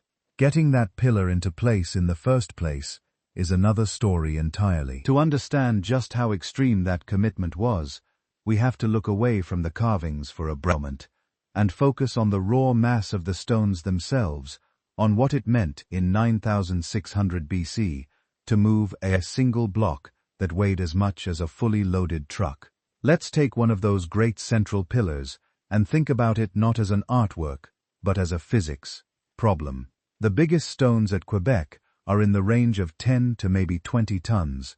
Some unfinished blocks in the Quarry area might have reached 40 or 50 tons if they'd ever been freed and moved. Even if we stay conservative and imagine a block of, say, 15 tons, we're still talking about a single piece of limestone that weighs as much as a loaded semi-truck. Now imagine that truck has no wheels, just you, your friends, and a bare stone sitting partway up a rocky hill. The first issue is simple mass. To even budge something like that, you have to overcome static friction, the tendency of heavy objects to sit there and ignore you. Experiments with similar stones suggest that with a reasonably smooth surface under the block, and good wooden sledges, you might get away with something like 20 to 40 people pulling a 10-ton stone on level ground. But Quebec isn't on level ground. It's on a ridge, with slopes, uneven surfaces, and patches of loose rock and soil. There are no metal tools, no draft animals, no wheels, no pulleys. Archaeologists and engineers who model this kind of work usually talk in ranges because there are so many unknowns. How polished were the sled runners? How well packed was the path? Did they lubricate it with water, mud, or animal fat? Were they pulling uphill, downhill, or along a contour? Under decent conditions, good sled, compacted path, slight slope, you might move a 10 to 15 ton block with, say, 40 to 80 people hauling and another dozen or two handling levers and stabilizing ropes. Push that up toward 30 or 40 tons, and suddenly you're in the territory of 150, 200, maybe more, depending on how cautious you want to be. And caution matters. If a 30-ton monolith slips sideways on a hill, there's not much you can do except get out of the way and hope nobody's crushed. That's why most plausible reconstructions of Göbekli Tepe construction start with the same basic toolkit: sledges, rollers, levers, ropes, and ramps. You can picture the sequence. First, somebody cuts a trench around the outline of the pillar in the bedrock, then undercuts it until the block lies free on a kind of stone pedestal. Wooden levers, simple pry bars, start to wobble it just enough to work thick beams or sled runners underneath. Next comes the path. You don't drag a raw stone over jagged ground if you can help it. You build a road first. Packed earth ramps, perhaps faced with smaller stones. Logs laid crosswise as rollers in some stretches, or a continuous wooden sled track. The path doesn't have to be long. Some quarries are only tens of meters from their final circles. But every meter matters when your cargo could kill someone if it tips. Ropes of twisted plant fibers or animal hide get lashed around the pillar or its sled. People line up in front to pull, at the sides with guide ropes, at the back with levers to nudge and pivot. Someone, maybe several someones, has to be calling the rhythm, giving signals, deciding when to stop, when to rest, when to try that awkward turn. A little water, wet clay, or animal fat spread on the path can cut friction dramatically. That sounds almost trivial, but in real experiments, it can have the pulling force you need. Suddenly, 80 people can do what would otherwise have taken 150. All of this is within the reach of Stone Age technology. No supernatural machinery required, no lost industrial civilization, just patient engineering and a very clear sense of what a log, a rope, and a slope can do when you combine them properly. But even if the methods are simple, the numbers pose a different sort of puzzle. A typical hunter-gatherer band in many ethnographic studies sits somewhere around 20 to 50 people, sometimes a little more, sometimes a little less. That's the scale of a group that can move together, make decisions, share food, and not tear itself apart under normal conditions. To get 100, 200, or more adults together in one place for coordinated heavy labor, you need aggregation, multiple bands converging at the same time. Seasonal gatherings like this are actually well documented in hunter-gatherer societies. People come together when a particular resource peaks: a salmon run, a mass migration of caribou, the ripening of a specific plant. For a few weeks, the population of a valley can swell far beyond what it supports the rest of the year. Göbekli might be exactly that kind of place, a ritual and feasting center where groups who normally ranged across separate territories came together, bringing meat, hides, tools, and labor. In that context, the labor problem becomes tricky, but not impossible. If several bands, each of 30 or 40 people, arrive at a hilltop once or twice a year, it's suddenly plausible to line up 100 strong backs in front of a sledge. You can imagine the job being done in bursts, a few days of intense hauling each season, gradually raising and arranging the circle over years. But this raises another question. If you're spending that much energy on stones and carvings, someone has to be thinking about food. Even without farming, you still have to provision an oversized camp. That means planning hunts so there's meat when the gathering happens, smoking and drying surplus ahead of time, maybe storing nuts, seeds, or wild grains in pits. It might mean that some individuals or some families specialize a bit more in gathering, in butchering, in brewing, or cooking, so others can focus on quarrying and carving. Leadership and organization start to matter in a new way. Someone has to coordinate to say wield. Meet at the hill after the gazelle migration, or this year, we're going to finish that second pillar. Someone has to mediate disputes when bands with different traditions and territories share. one sacred place. Someone has to persuade people that, instead of spending every spare hour improving their own shelters and tools, they should haul another stone up the slope for a circle. They'll only visit occasionally. You don't need kings or priests in robes to do that. A few respected elders, skilled storytellers, successful hunters, or charismatic ritual specialists could be enough. But whatever the exact arrangement, the social fabric has to be strong, because none of this is a one-off stunt. The quarry scars and layered enclosures at Göbekli Tepe tell us this wasn't a single building season. It was a project maintained and renewed over generations. So we end up with a deeper puzzle layered underneath the physics and the engineering. Not how do you move a 50-ton stone. We can sketch out reasonable answers to that with logs and ramps and ropes. The more unsettling question is, why do you convince people to move a 50-ton stone not once, but again and again? What story, what shared belief, what emotional charge makes that effort feel not like a burden, but like a necessary act? To get closer to that, we have to look not just at how these people moved, but how they gathered, how rituals, feasts, and shared symbols might have come first, and how the world of Göbekli could have pulled scattered groups into something new. Klaus Schmidt's answer to that deeper puzzle was bold enough to make a lot of archaeologists uncomfortable. He looked at this barren limestone ridge, at its oversized pillars and animal swarms, and carefully backfilled enclosures, and suggested something that flipped an old story upside down. For decades, the standard picture went like this. First, people settle down, then they farm, then surplus food support specialists, and only after that do you get big public buildings and elaborate temples, villages build, granaries pay for priests. Schmidt walked up that hill and said, maybe not. Maybe in this corner of the world, at least it went the other way around. Temple first, farm second. In his view, places like Göbekli weren't side effects of agriculture. They were engines that helped create it. Imagine how this might work in practice. Once or twice a year, scattered bands converge on the hilltop. They bring meat from gazelle and aurochs hunts, maybe baskets of gathered fruits and nuts, skins of fermented drink made from wild plants or honey, fires, noise, stories, and whatever rituals those T-shaped stones demanded. If that kind of gathering becomes a tradition, predictability starts to matter. You don't want to show up to the great feast with empty hands. You don't want a drought or a bad hunting season to make the ritual impossible.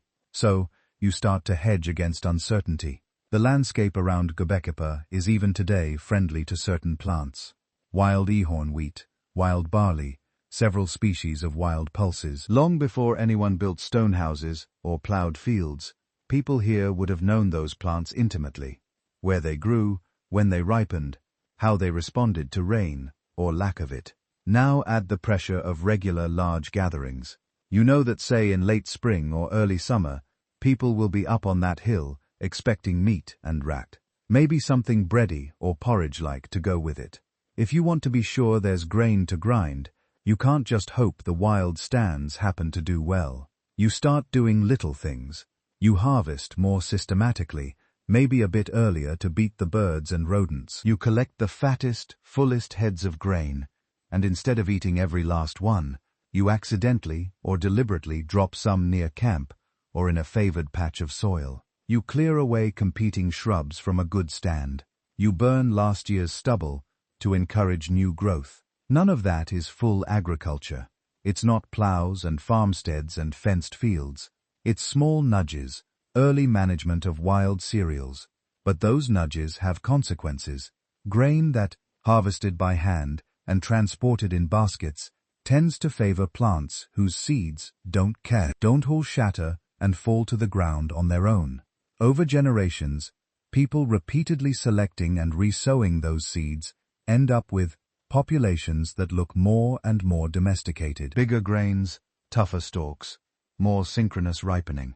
From the outside, it looks like a gradual slide, from intensive gathering to low-level tending to something we'd recognize as cultivation.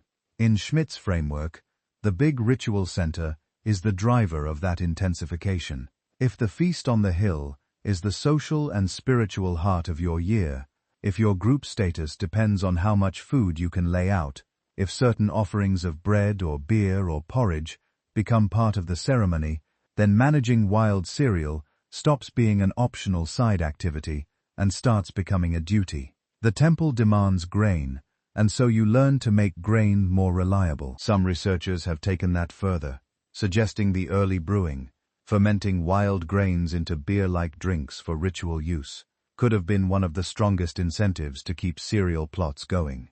Beer instead of bread as the original motive for farming. It's an appealing idea, though still speculative. Either way, Schmidt's basic claim was clear. Large, fixed ritual spaces could come before permanent villages and fields. They could be the magnet that pulled people back to the same place again and again, slowly turning a ritual landscape into an economic one. Not everyone agrees. Many archaeologists now prefer to see a more tangled co-evolutionary process. In that view, there isn't a neat sequence where step 1 is temple, step 2 is village, step 3 is field. Instead, you have mobile groups experimenting with semi-permanent camps in especially rich areas. They start storing food in pits. They return seasonally to the same spots.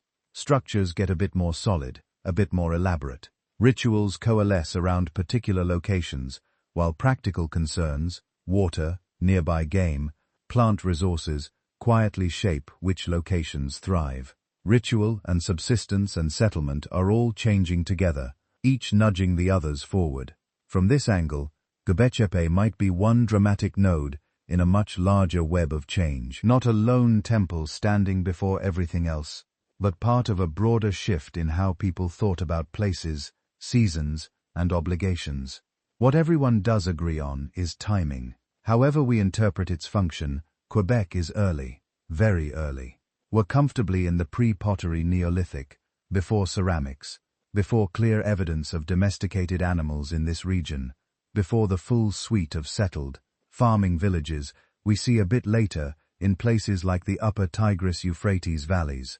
In the centuries after Göbekli Tepe's main phase, this wider region starts to produce some of the earliest solid evidence for domesticated cereals and managed herds. Sites not so far away show in corn and barley with domestication traits. Sheep and goats under more direct human control, more permanent architecture. Is that a coincidence of geography? These same hills that were good for wild wheat also being good for early farming? Or is there a chain of cause and effect that runs through the great stone circles on the hill? Those are the questions that keep this place fascinating. Did belief build the village, carving its demands into limestone and forcing people to invent new ways to feed a growing ritual calendar? Or did slowly stabilizing camps and early cereal plots create the spare time, the surplus, and the social complexity that let people dream up a sanctuary of animal pillars and buried enclosures? We don't have a final answer. We have patterns in charred seeds where on grinding stones, the layout of enclosures and comparisons to younger sites. We have Schmidt's daring proposal and the more cautious models of his colleagues. And we have this stubborn hill, older than pottery, older than any known farm, insisting that whatever the sequence was, it wasn't simple. If you'd like to wander further into that world, into the long, strange transition from roaming bands to settled fields, I go much deeper into these early Neolithic experiments in my book at sleepytimehistory.com, which happens to be discounted this week. For now, though, we'll stay with the stones, because at some point, after centuries of gatherings and carvings and quiet experiments with plants and animals, something just as strange happened on that ridge. The people who built Göbekli Tepe began to bury it. Archaeologists can see that shift in the dirt. When they peel back Göbekli Tepe's history, they don't just find one moment frozen in stone. They find layers, phases, different ways of using the same hill. The oldest, deepest monumental phase is what we've been talking about so far. What's usually called Layer 3. Those are the big, showy enclosures. Massive T-shapes, some over 5 meters tall, broad stone circles you could walk into and feel small. A stage set for gatherings on a scale that's hard to picture without cities, but clearly didn't need them. Above that, though, is something different. Archaeologists call it Layer 2. It's younger, closer to our time, but still deep in the pre-pottery Neolithic. And when you move into that layer, the mood shifts. The pillars are still there. The T-shapes don't disappear, but they shrink. Instead of towering monoliths in broad circular courts, you get smaller uprights, often under 2 meters tall, worked with less ambition. The architecture around them changes too. The big open enclosures give way to tighter stone rooms, low curving walls, spaces that feel more like compartments than theaters. You can imagine walking through this later phase very differently. Instead of descending into a huge echoing circle, dominated by 2 giant central pillars, you thread your way between shorter walls. You pass narrow thresholds, maybe duck under low doorways. You enter rooms that might only hold a handful of people at a time. It's as if the site's monumental voice has grown quieter. What does that mean? One possibility is scale. Layer 3 looks like it could accommodate large periodic gatherings, dozens of people at least, maybe many more, converging for rare, intense events. Layer 2, with its smaller installations, suggest more routine, smaller group activity. Perhaps the rituals that once demanded mass participation were being broken up, localized, folded into the everyday life of smaller communities. Another possibility is social change. Over the centuries, people in this region seem to have been edging toward more settled lives, not permanent towns everywhere, but more fixed camps, longer occupations, heavier architecture. The wider northern Mesopotamian landscape starts to show houses with stone foundations, storage bins, arranged neighborhoods. If your community is now living most of the year in or near a particular spot, you no longer need one giant spectacular place that draws everyone from a huge radius all at once. You might instead build a network of smaller sacred spaces closer to home, easier to maintain, used more frequently by tighter social units. Layer 2 at Göbekli could be part of that shift. The pillars here often still carry carvings, foxes, snakes, abstract symbols, but the art is generally less exuberant, less deeply cut than on the huge beasts of the older enclosures. Some of the motifs repeat in simplified form, like memories of an earlier visual language being passed down and abbreviated. That's one of the most important clues: continuity. The T-shape itself, that stylized human form with arms and belt and hands, doesn't vanish.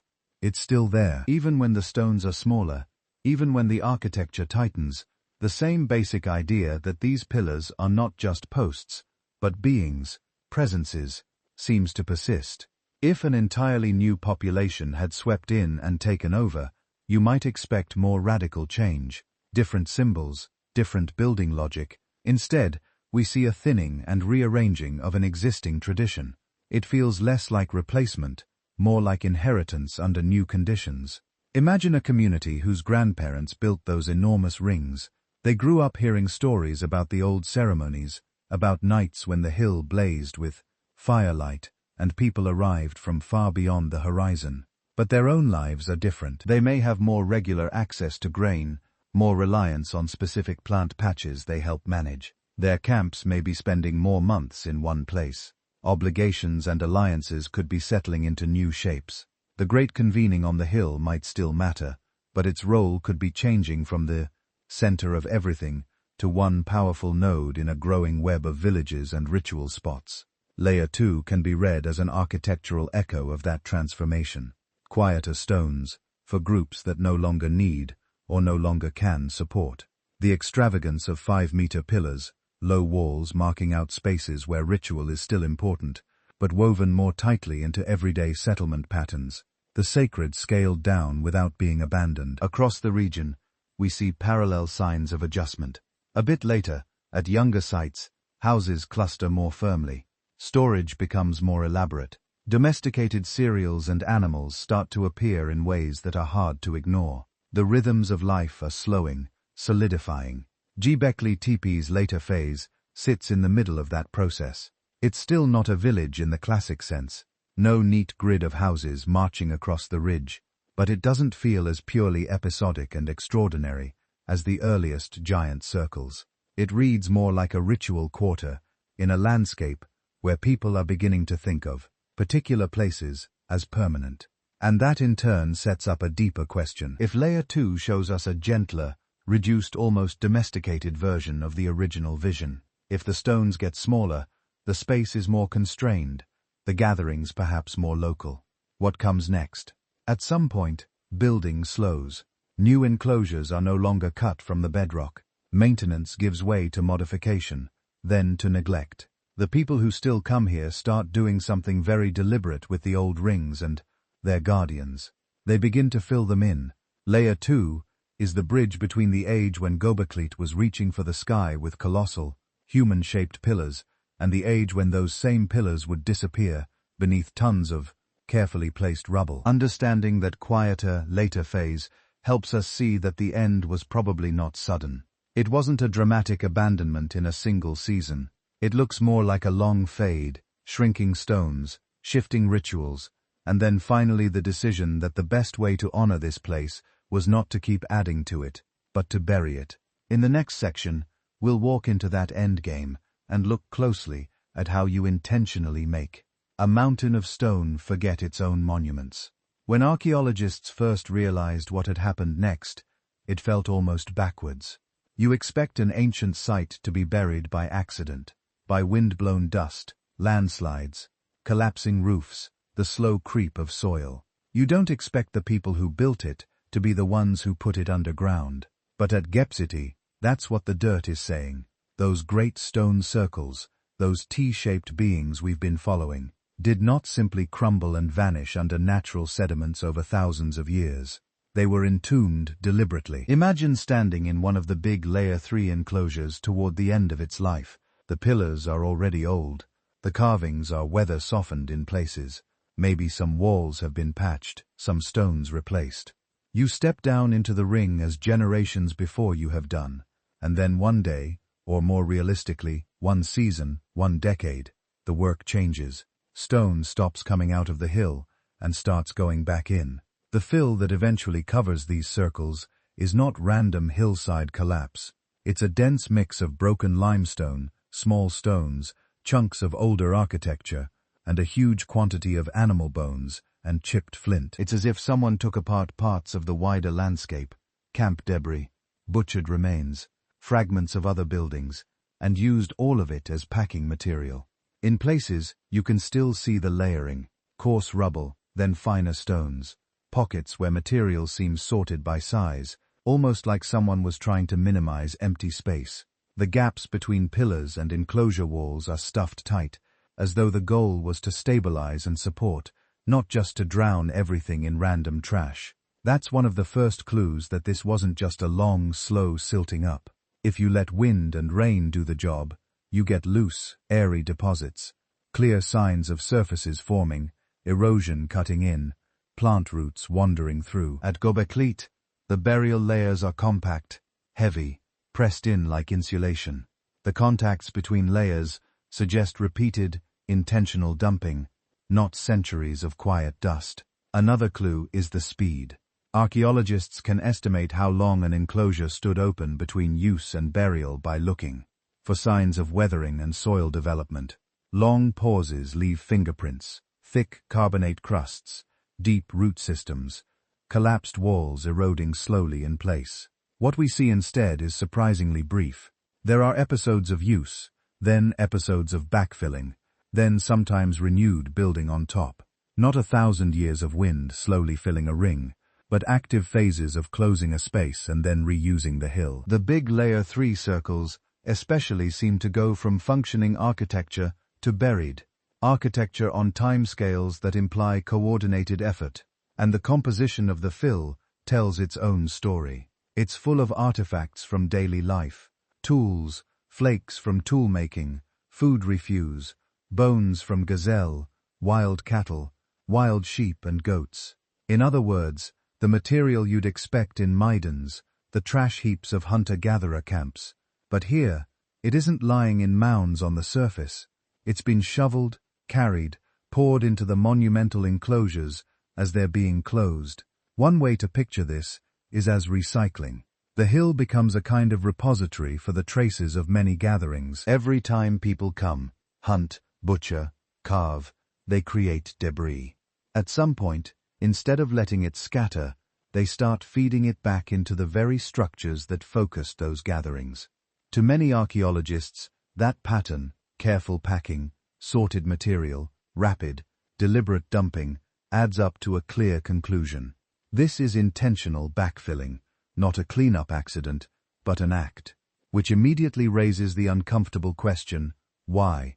Why spend generations quarrying, hauling, carving, arranging 50-ton stones into grand rings, only to spend more generations burying them stone by stone until the hill is smooth again? One idea is ritual closure. In this view, an enclosure is not just a building, it's a being, or a relationship with a life cycle. When its time is over, you don't just abandon it, you kill it properly. You fill it, seal it, return it to the earth the pillars rose from. The careful packing becomes a kind of final embrace, a way of making sure the space doesn't simply decay, but is transformed. Another theory sees it as a generational reset. The hill may have hosted periodic renewals with each major phase of building eventually buried, to make room for the next. Covering an old enclosure could mark the end of an era, the closing of agreements, the retirement of particular lineages or ritual roles. New rings or new arrangements above would then arise over the graves of the old. There's also the possibility of conflict inside or out. As social networks grew more complex across the region, not everyone may have agreed on who controlled the hill or what it should be used for. Some researchers have suggested that backfilling might represent a decision, perhaps by a victorious group, perhaps by a weary coalition, to neutralize a powerful but contested place. Bury the stones, and you bury the arguments attached to them. Related to that is the idea of concealment. If outsiders were beginning to move through the region more frequently, if population densities were rising, a hilltop studded with potent ancestral monuments might start to feel vulnerable. Hiding them under tons of rubble could protect them from desecration, or from people who didn't share the same understandings. None of these explanations has overwhelming proof. Each fits some aspects of the evidence and struggles with others. The truth may have braided several motives together: reverence, politics, exhaustion, fear. And all of this is happening against a background that is itself shifting. The climate in the early Holocene is generally more stable and warmer than during the glacial millennia before, but it's not static. There are wetter and drier swings, changes in vegetation, fluctuations in the herds people depend on. At the same time, communities across the Fertile Crescent are experimenting more deeply with cereals and legumes, with managing stands of wild wheat and barley, with corralling animals. Göbekli does not sit in a vacuum. As the centuries pass, it's part of a world where subsistence is slowly tilting from highly mobile foraging toward more anchored resource-intensive lives. That doesn't mean a single drought or a single harvest failure caused the burial. It does mean the meaning and usefulness of a giant hilltop sanctuary could be changing as a people's daily rhythms changed. It's in the middle of this long, complicated transition that someone, or many someones, made the decision. The big rings are done. The pillars will stand no more in open air. So they filled them. Load after load of stone and bone and broken tools, layer pressed on layer, enclosures that once echoed with voices and drumbeats becoming tighter and darker until there was no space left at all. The tops of the tallest T-shapes disappearing beneath a rising artificial mound. From a distance, the hill would slowly smooth out. The dramatic depressions of the circles would vanish. To a traveler passing centuries later, it might look like nothing more than a rounded null, perhaps with a few smaller later structures near the surface, its deeper history completely invisible. In effect, Göbekli was turned into a sealed container. A monument that had organized the lives and imaginations of people for generations was converted by their own hands into a kind of time capsule. It held its silence through the spread of farming, the rise of cities, the birth of writing, the entire sweep of recorded history. For nearly 10,000 years, the Great Circle slept under their armor of rubble, waiting for a farmer's plow in 1994 to scrape against stone, and for a curious archaeologist to climb a nondescript hill and start peeling back the layers of a burial the builders had meant to last forever.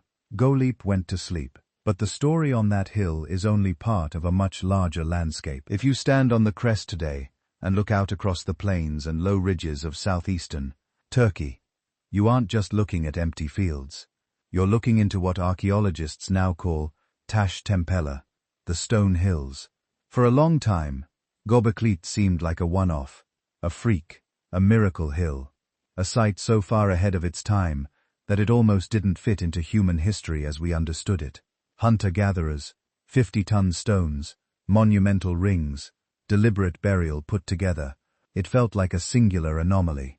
But as survey teams fanned out across the region following hints from old maps, local farmers and satellite images, a pattern began to emerge. Karahantepe, seabirds, Sefertepe, Çakmaktepe. At least a dozen sites, some already under excavation, others only identified through ground. Penetrating radar and surface finds are now known in this same part of the world, dating to roughly the same early Holocene window. They share a family resemblance with Göbekli Tepe, about 35 kilometers away, is the clearest example, so far. It sits in a more rugged, rocky setting, cut into a limestone null. When excavations began there, archaeologists found something that felt almost like a cousin to Go, but with its own personality. Instead of only freestanding circles on a hilltop, Tepe has deep rock-cut spaces. One of the most striking is a long sunken chamber, its floor far below the surface, with T-shaped pillars rising from the bedrock itself, fixed like teeth in a jaw. Along one wall, a row of carved human heads projects from the stone, staring into the space. The iconography echoes Göbekli's world, T-shapes, animals, abstract motifs, but it also adds new elements, more explicitly human figures, more emphasis on carved faces peering out of the bedrock, a slightly different balance between animal power and human presence. And Karahantepe is not alone. Other hills in the Taş Tepeler region show circular or oval structures, pillar-like stones, carved shafts and chambers, traces of similar building techniques. Some have only been lightly tested, others are still just promising blips on survey maps. But taken together, they're eroding the idea that Quebec was a solitary cathedral rising out of a forager's wilderness. Instead, it starts to look like one node in a regional network. Imagine not just one sacred hill, but a constellation of them, each with its own layout, its own favored animals, its own local stories, and yet all sharing a recognizable architectural language. Broadly similar T-shaped pillars, preference for certain arrangements, recurring motifs like snakes, foxes, and abstract H-shapes or ladders. This changes the story. Göbekli is still extraordinary, but it's no longer a unique miracle dropped into history out of nowhere. It's part of a tradition, a culture, or perhaps a cluster of closely related cultures, who over many centuries developed and maintained a shared set of symbols and building practices across dozens of kilometers of landscape. If you think back to those scattered bands of early Holocene hunter-gatherers, this is exactly the sort of pattern you might expect as their networks grow denser. Different groups occupying different valleys and ridges might each anchor their identity to a particular hill. Your people of Kahan, their people of Göbekli. Another band claims Sefertepe. Each place has its own rituals, its own founding stories, its own ancestral pillars, but the similarities between sites hint at something more. Movement. Maybe people didn't just visit their home hill. Maybe season after season, group after group, they moved between several of these stone hills, attending rituals, renewing alliances, exchanging marriage partners, gossip, and stories, all under the silent gaze of the same style of T-shaped beings. In that picture, Taş Tepeler becomes a pilgrimage landscape, not pilgrimage in the later organized religious sense with scriptures and priestly hierarchies, but in a looser, older way. Periodic journeys to powerful places, routes that migrate with animals and ripening plants, linking sacred hills into circuits that mark the rhythm of a year or the turning of a life. Shared architecture and iconography would help anchor a shared identity. You might never meet most of the people who also carve T-pillars, You might not speak exactly the same dialect or tell the same versions of the myths, but when you arrive on a distant ridge and see that familiar flat-topped stone with arms folded across its body, that fox in profile, that looping snake, you know immediately these are our kind of people. We understand the same signs. This also speaks to those fringe ideas we touched on earlier. When outsiders see Göbekli in isolation, it can be tempting to say, this is too advanced. Someone else must have taught them a lost civilization, visitors from somewhere else.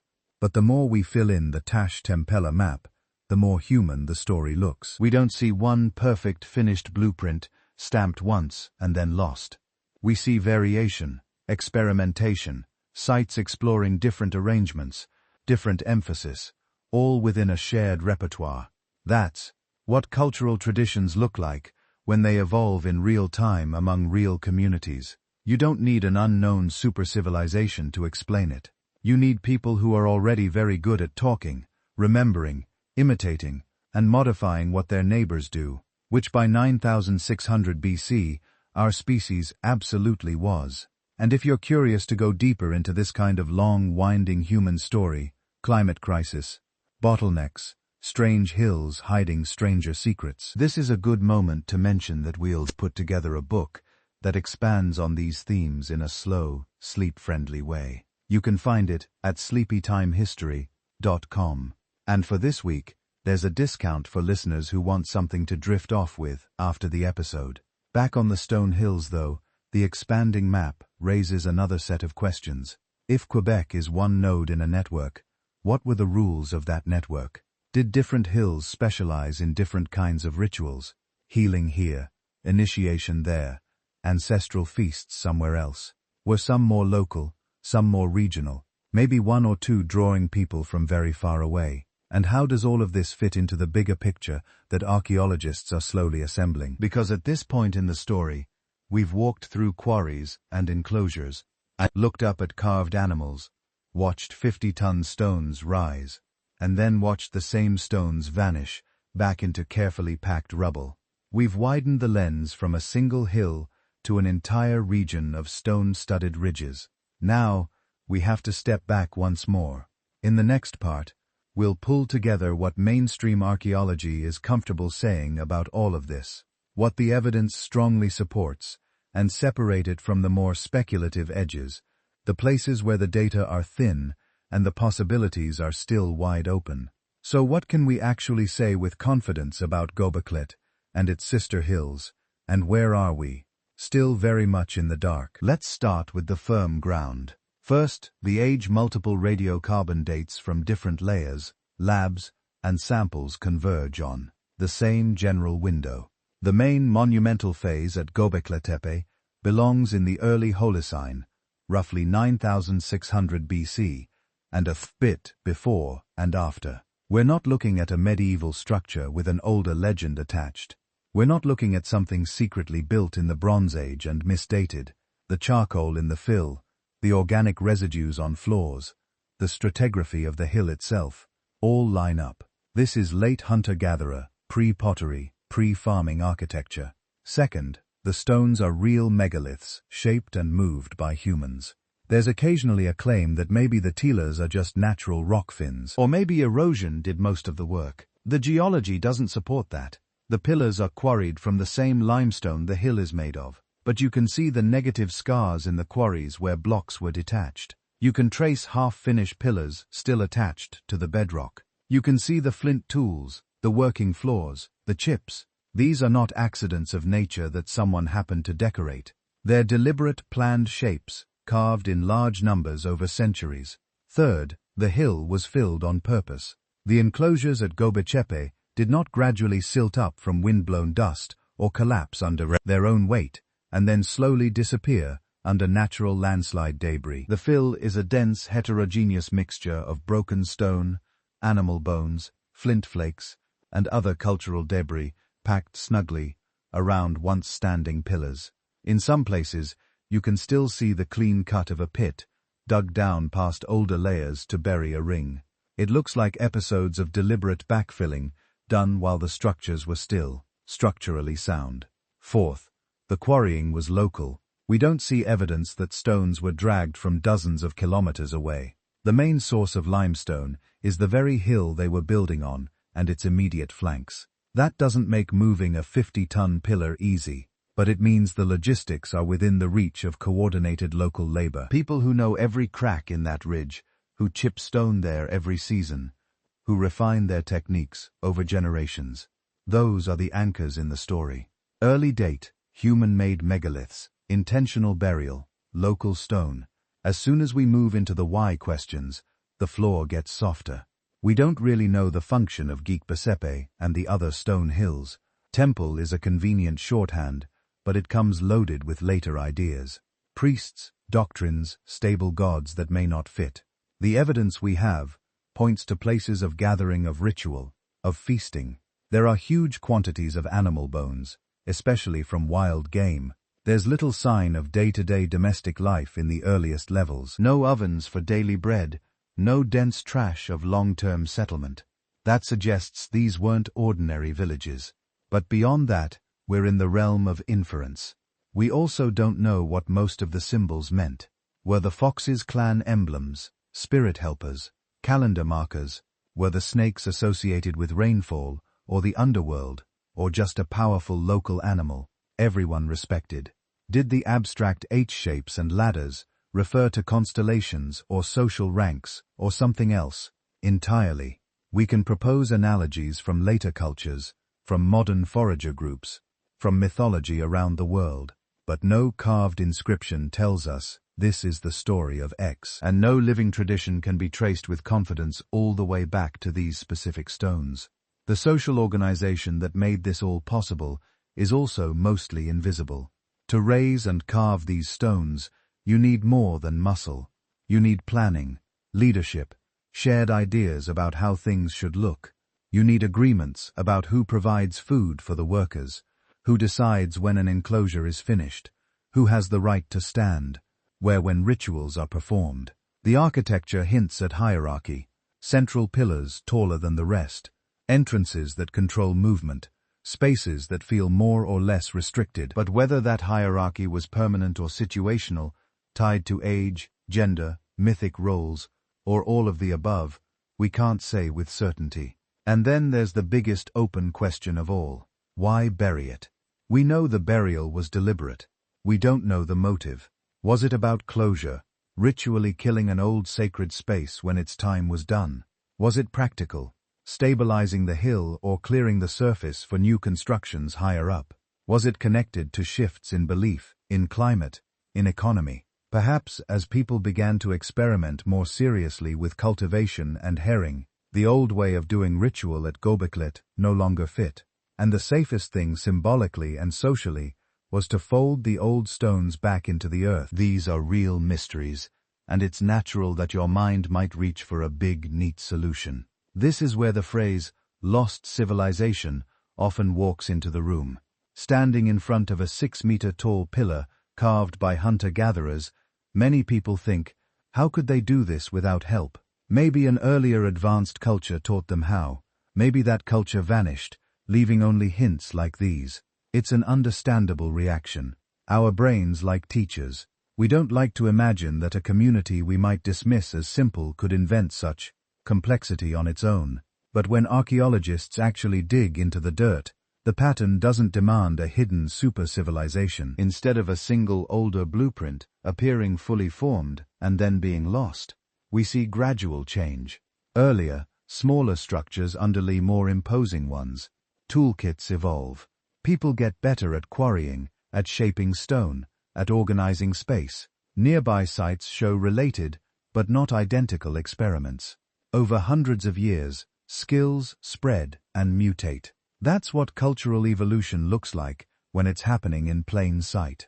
We also don't see the physical footprint we'd expect from a truly advanced predecessor. No large cities, no metalworking, no long-distance road systems or massive harbor works from a much earlier date. The remains we do have, lithic scatters, hearths, animal bones, belong to forager societies that are already very capable, very social, and very good at manipulating their environments. So, Do we know that no other culture ever influenced these people?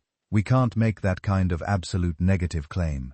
But we can say that the evidence we do have is fully compatible with innovation by late Pliocene and early Holocene humans using brains and bodies like ours. We don't need a lost teacher to explain Göbekli.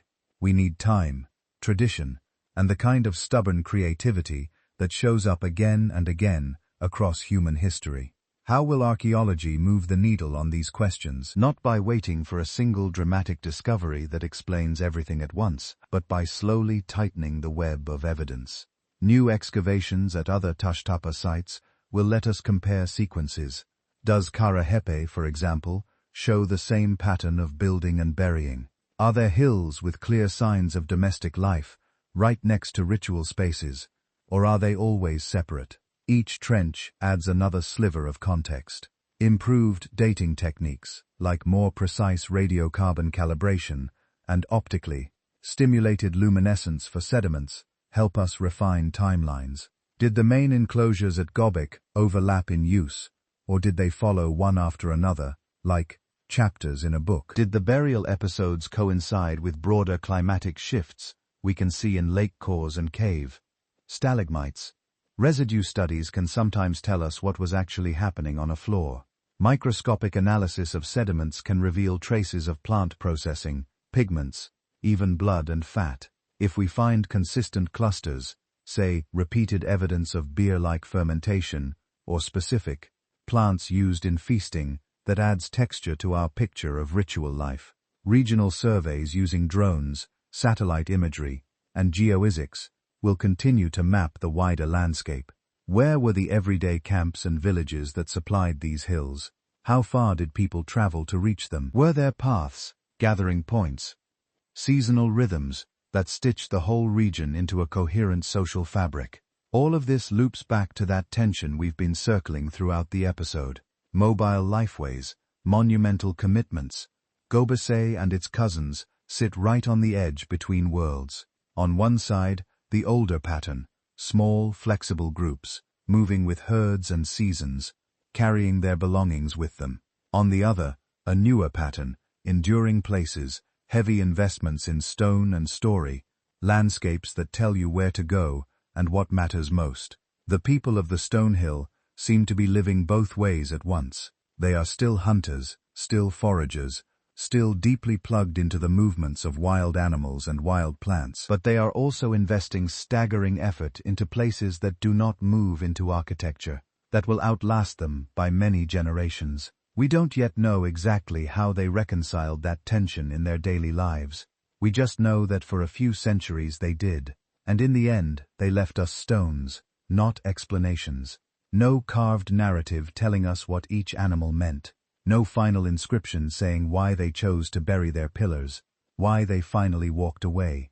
Just rings of limestone sleeping under their own rubble, waiting millennia for someone to peel back the layers. What we know is enough to sketch the outlines of their world. What we don't know leaves the center of that world open, quiet, full of possible meanings, like the empty space between two T-pillars in a dim stone-ringed chamber. In the last part of this story, we'll follow that silence to its edge and stand on the hill as the last stones are covered, the last fires go out, and Göbekli fades from living memory. Imagine the hilltop at dusk. The wind has dropped. The heat of the day is leaking out of the limestone. Somewhere beyond the ridge, a flock of cranes is settling for the night, the calls thinning into distance. Up here, where the grass runs thin and the soil is shallow, nothing looks especially remarkable. To your left, a low swell in the ground, hardly more than a wrinkle. To your right, a scatter of broken stone under your feet. Small chips of flint you'd overlook if you weren't already tuned to see them. Beneath all of this, the pillars, 6 meters T-shaped, standing in the dark, shoulder to shoulder, with the compacted bones of animals, the flakes of broken tools, the ash from feasts long cooled, foxes and snakes and cranes, carved in relief, their stories folded inward, pressed into silence by tons of backfill. Once people gathered here from miles around, small bands, maybe a few dozen souls at a time, slipping out of their winter valleys or upland camps, to converge on this stony ridge. They brought meat and hides, obsidian and fine flint, songs and stories. For centuries they raised circles, renewed them, walked through their ritual seasons. They touched the central pillars, lit fires nearby, watched shadows slide across carved backs and animal reliefs as the year turned. And then, without any catastrophe we can see, they changed their minds about the place. They did not just abandon the hill to weather and time, they filled it. They took the bones and broken tools and rubble of their own lives and poured them into the duechi, enclosures. They tamped the soil in around the pillars until the carvings disappeared, until the T-shapes were sealed, like thoughts you decide one day not to share anymore. New structures rose higher up, smaller, squarer, closer to the emerging world of herring and cultivation. Eventually, those two went quiet. One day, the last fire burned down. The last person walked away. Grass took the surface. The hill slept. When Klaus Schmidt and his team arrived in the 1990s, they met only that sleeping hill. Everything else had to be coaxed back into the light, grain by grain. We followed that arc tonight, a gathering place built by mobile communities before farming, used over generations, then carefully buried by the same hands that raised it. If you've drifted through this story with me, I'd love to know where you're listening from. A city apartment, a farm, a dorm room, a night shift break room on the other side of the world. Tell me in the comments. And if you'd like more journeys like this, it helps a lot if you tap like, subscribe to the channel, and leave a comment before sleep pulls you under. It's a small action on your end, but it tells the algorithm that quiet, curious history is worth showing to other people. If you want to go deeper into these kinds of prehistoric mysteries, I've put together a book about the hidden, stranger-than-fiction chapters of our deep past. Stories like Göbekli, Denisovans, Ice Age bottlenecks, and more. You can find it at sleepytimehistory.com. That's also where I post updates, bonus chapters, and for now, there's a discount this week if you're listening near when this episode comes out. Standing here at the end of our climb, it's tempting to demand answers. What exactly did each animal mean? Why this hill and not the next one over? Why bury the circles instead of leaving them to crumble? But maybe part of the power of Göbekli lies in how much it withholds. We know enough to see that people like us, with brains like ours, committed to something bigger than their immediate needs. Art, story, shared space. We can trace the outline of their labor, the rhythm of build and bury, the movement from pure hunting to the first hints of farming. The rest is an open field between the pillars. So as you sink into sleep, you might let one last question hang in that space. When our own monuments, our own cities and screens and towers are long gone, what single hill, or ton building, or carved surface would you want some distant future excavator to find? And what story do you hope they'd tell about the kind of people we were?